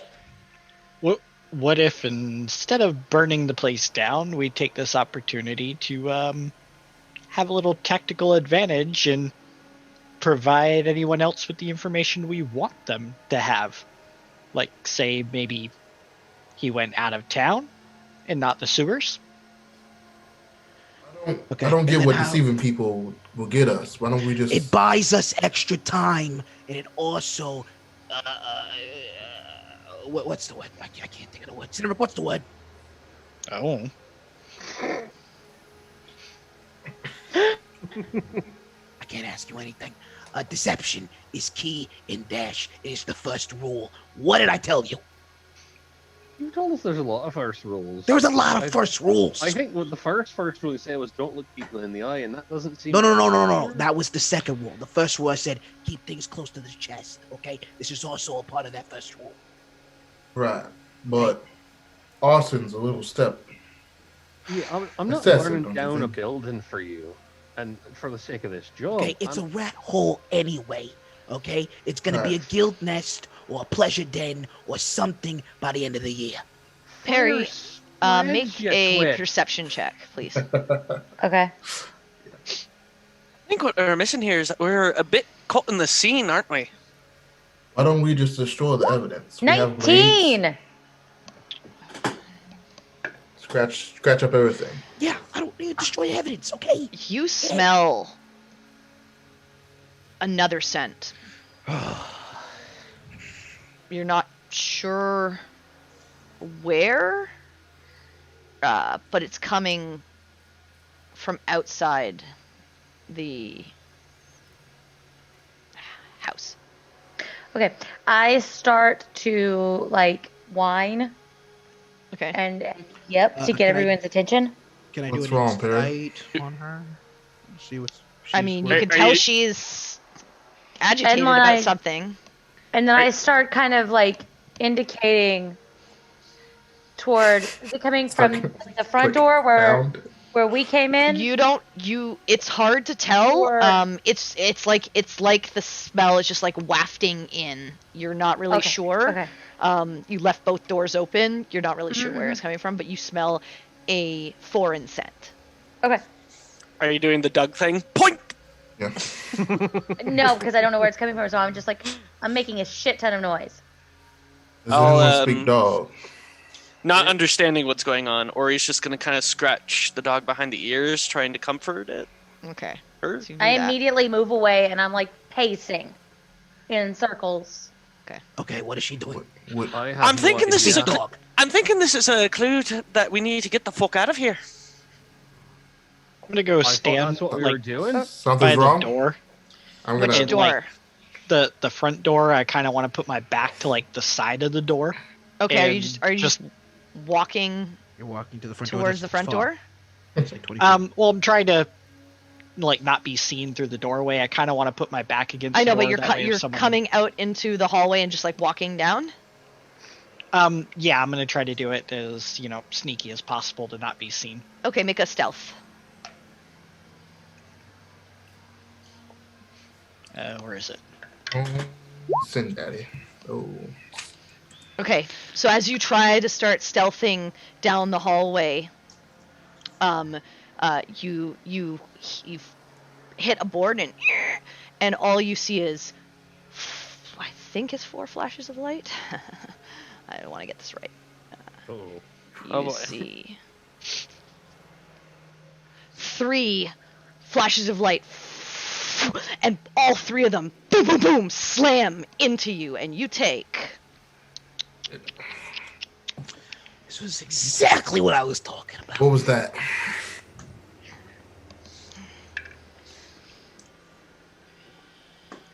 No one ever listens to Dobby. Like, Dobby's the stupid one. Okay? Dobby knows this fucking city. Do they not understand that people are assholes? You take 11 points of force damage as 3 bolts of force, boom, boom, boom, slam right into your chest and almost force you flat on your ass, but you manage to hold yourself. And you see just outside the front door a form before it darts off to the side. Did we hear that? Yes. Yeah. Okay, I immediately am just like pulling out my sword and I'm running that way. Yeah. Okay, I'm gonna- everyone roll initiative for me, please. Hey. Cool. Do we pull And out? I think actually, well, roll initiative and Oh fuck. no. I'll bring up. Bad dog. Oh shit! Hang on. Stop for a second. I gotta. Oh. We'll move you onto the map.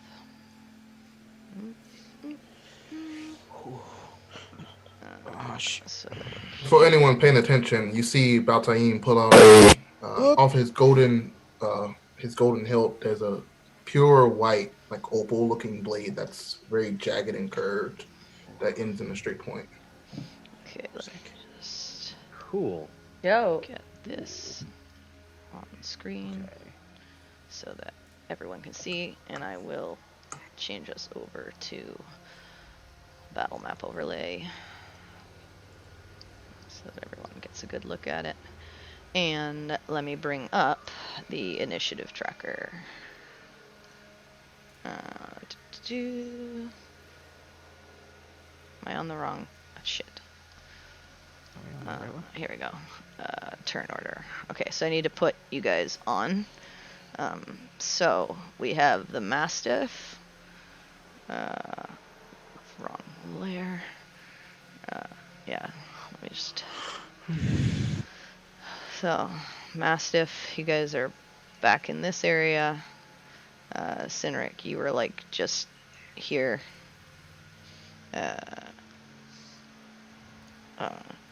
You're gonna. Why didn't it show up? Oh, my thing's for freezing.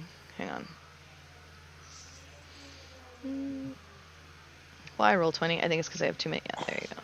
You're here. Dobby. You're in the room. Oriana. You're in the room. And Quinn. Kind of in the room. Okay. You guys are inside. Actually, I'd probably move Quinn with nice. Okay.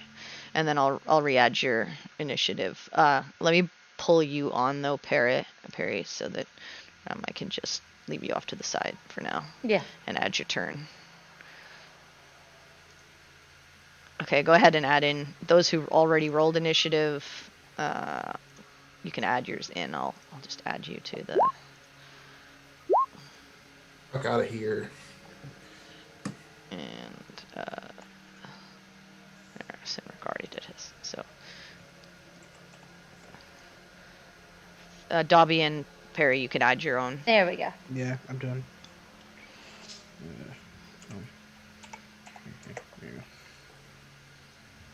Okay. All right. So you guys don't really know who's around at this point. Sorry, I'm just. Why is Oh, is it because you rolled as a? Oh, it should add your dex tiebreaker. I wonder why I didn't do it for you. You had to type it in. Yeah. Yeah.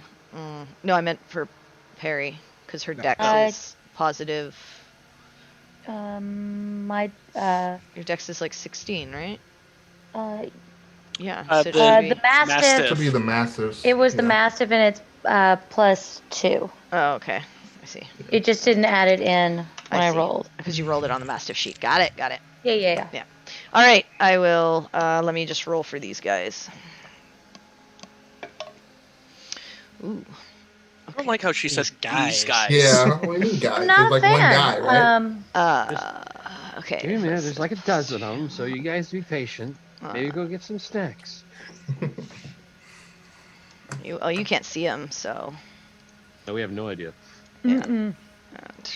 I really don't want to be accurate when I said there's a dozen of them. So Yeah, hard pass. everybody hope I'm stupid and wrong. Well, I know there's at least one.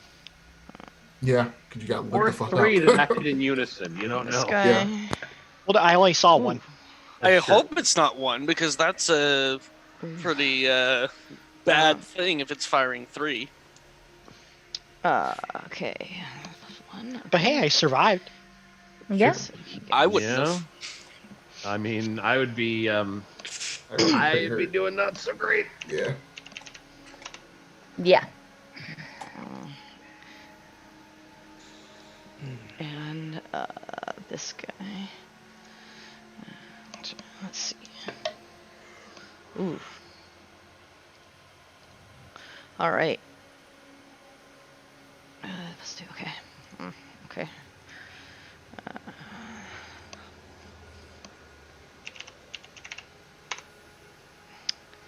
All right. Let's descending order. I don't know if we're going to be able to do this in 20 minutes. So I think we'll end here tonight because we can Okay. start Okay. next time with this battle. Woo. So yeah, 5 more hours. but that was fun, guys. Yeah. Yeah. Good session. Yes, this was a lot of fun. And yeah, we'll see what happens next time.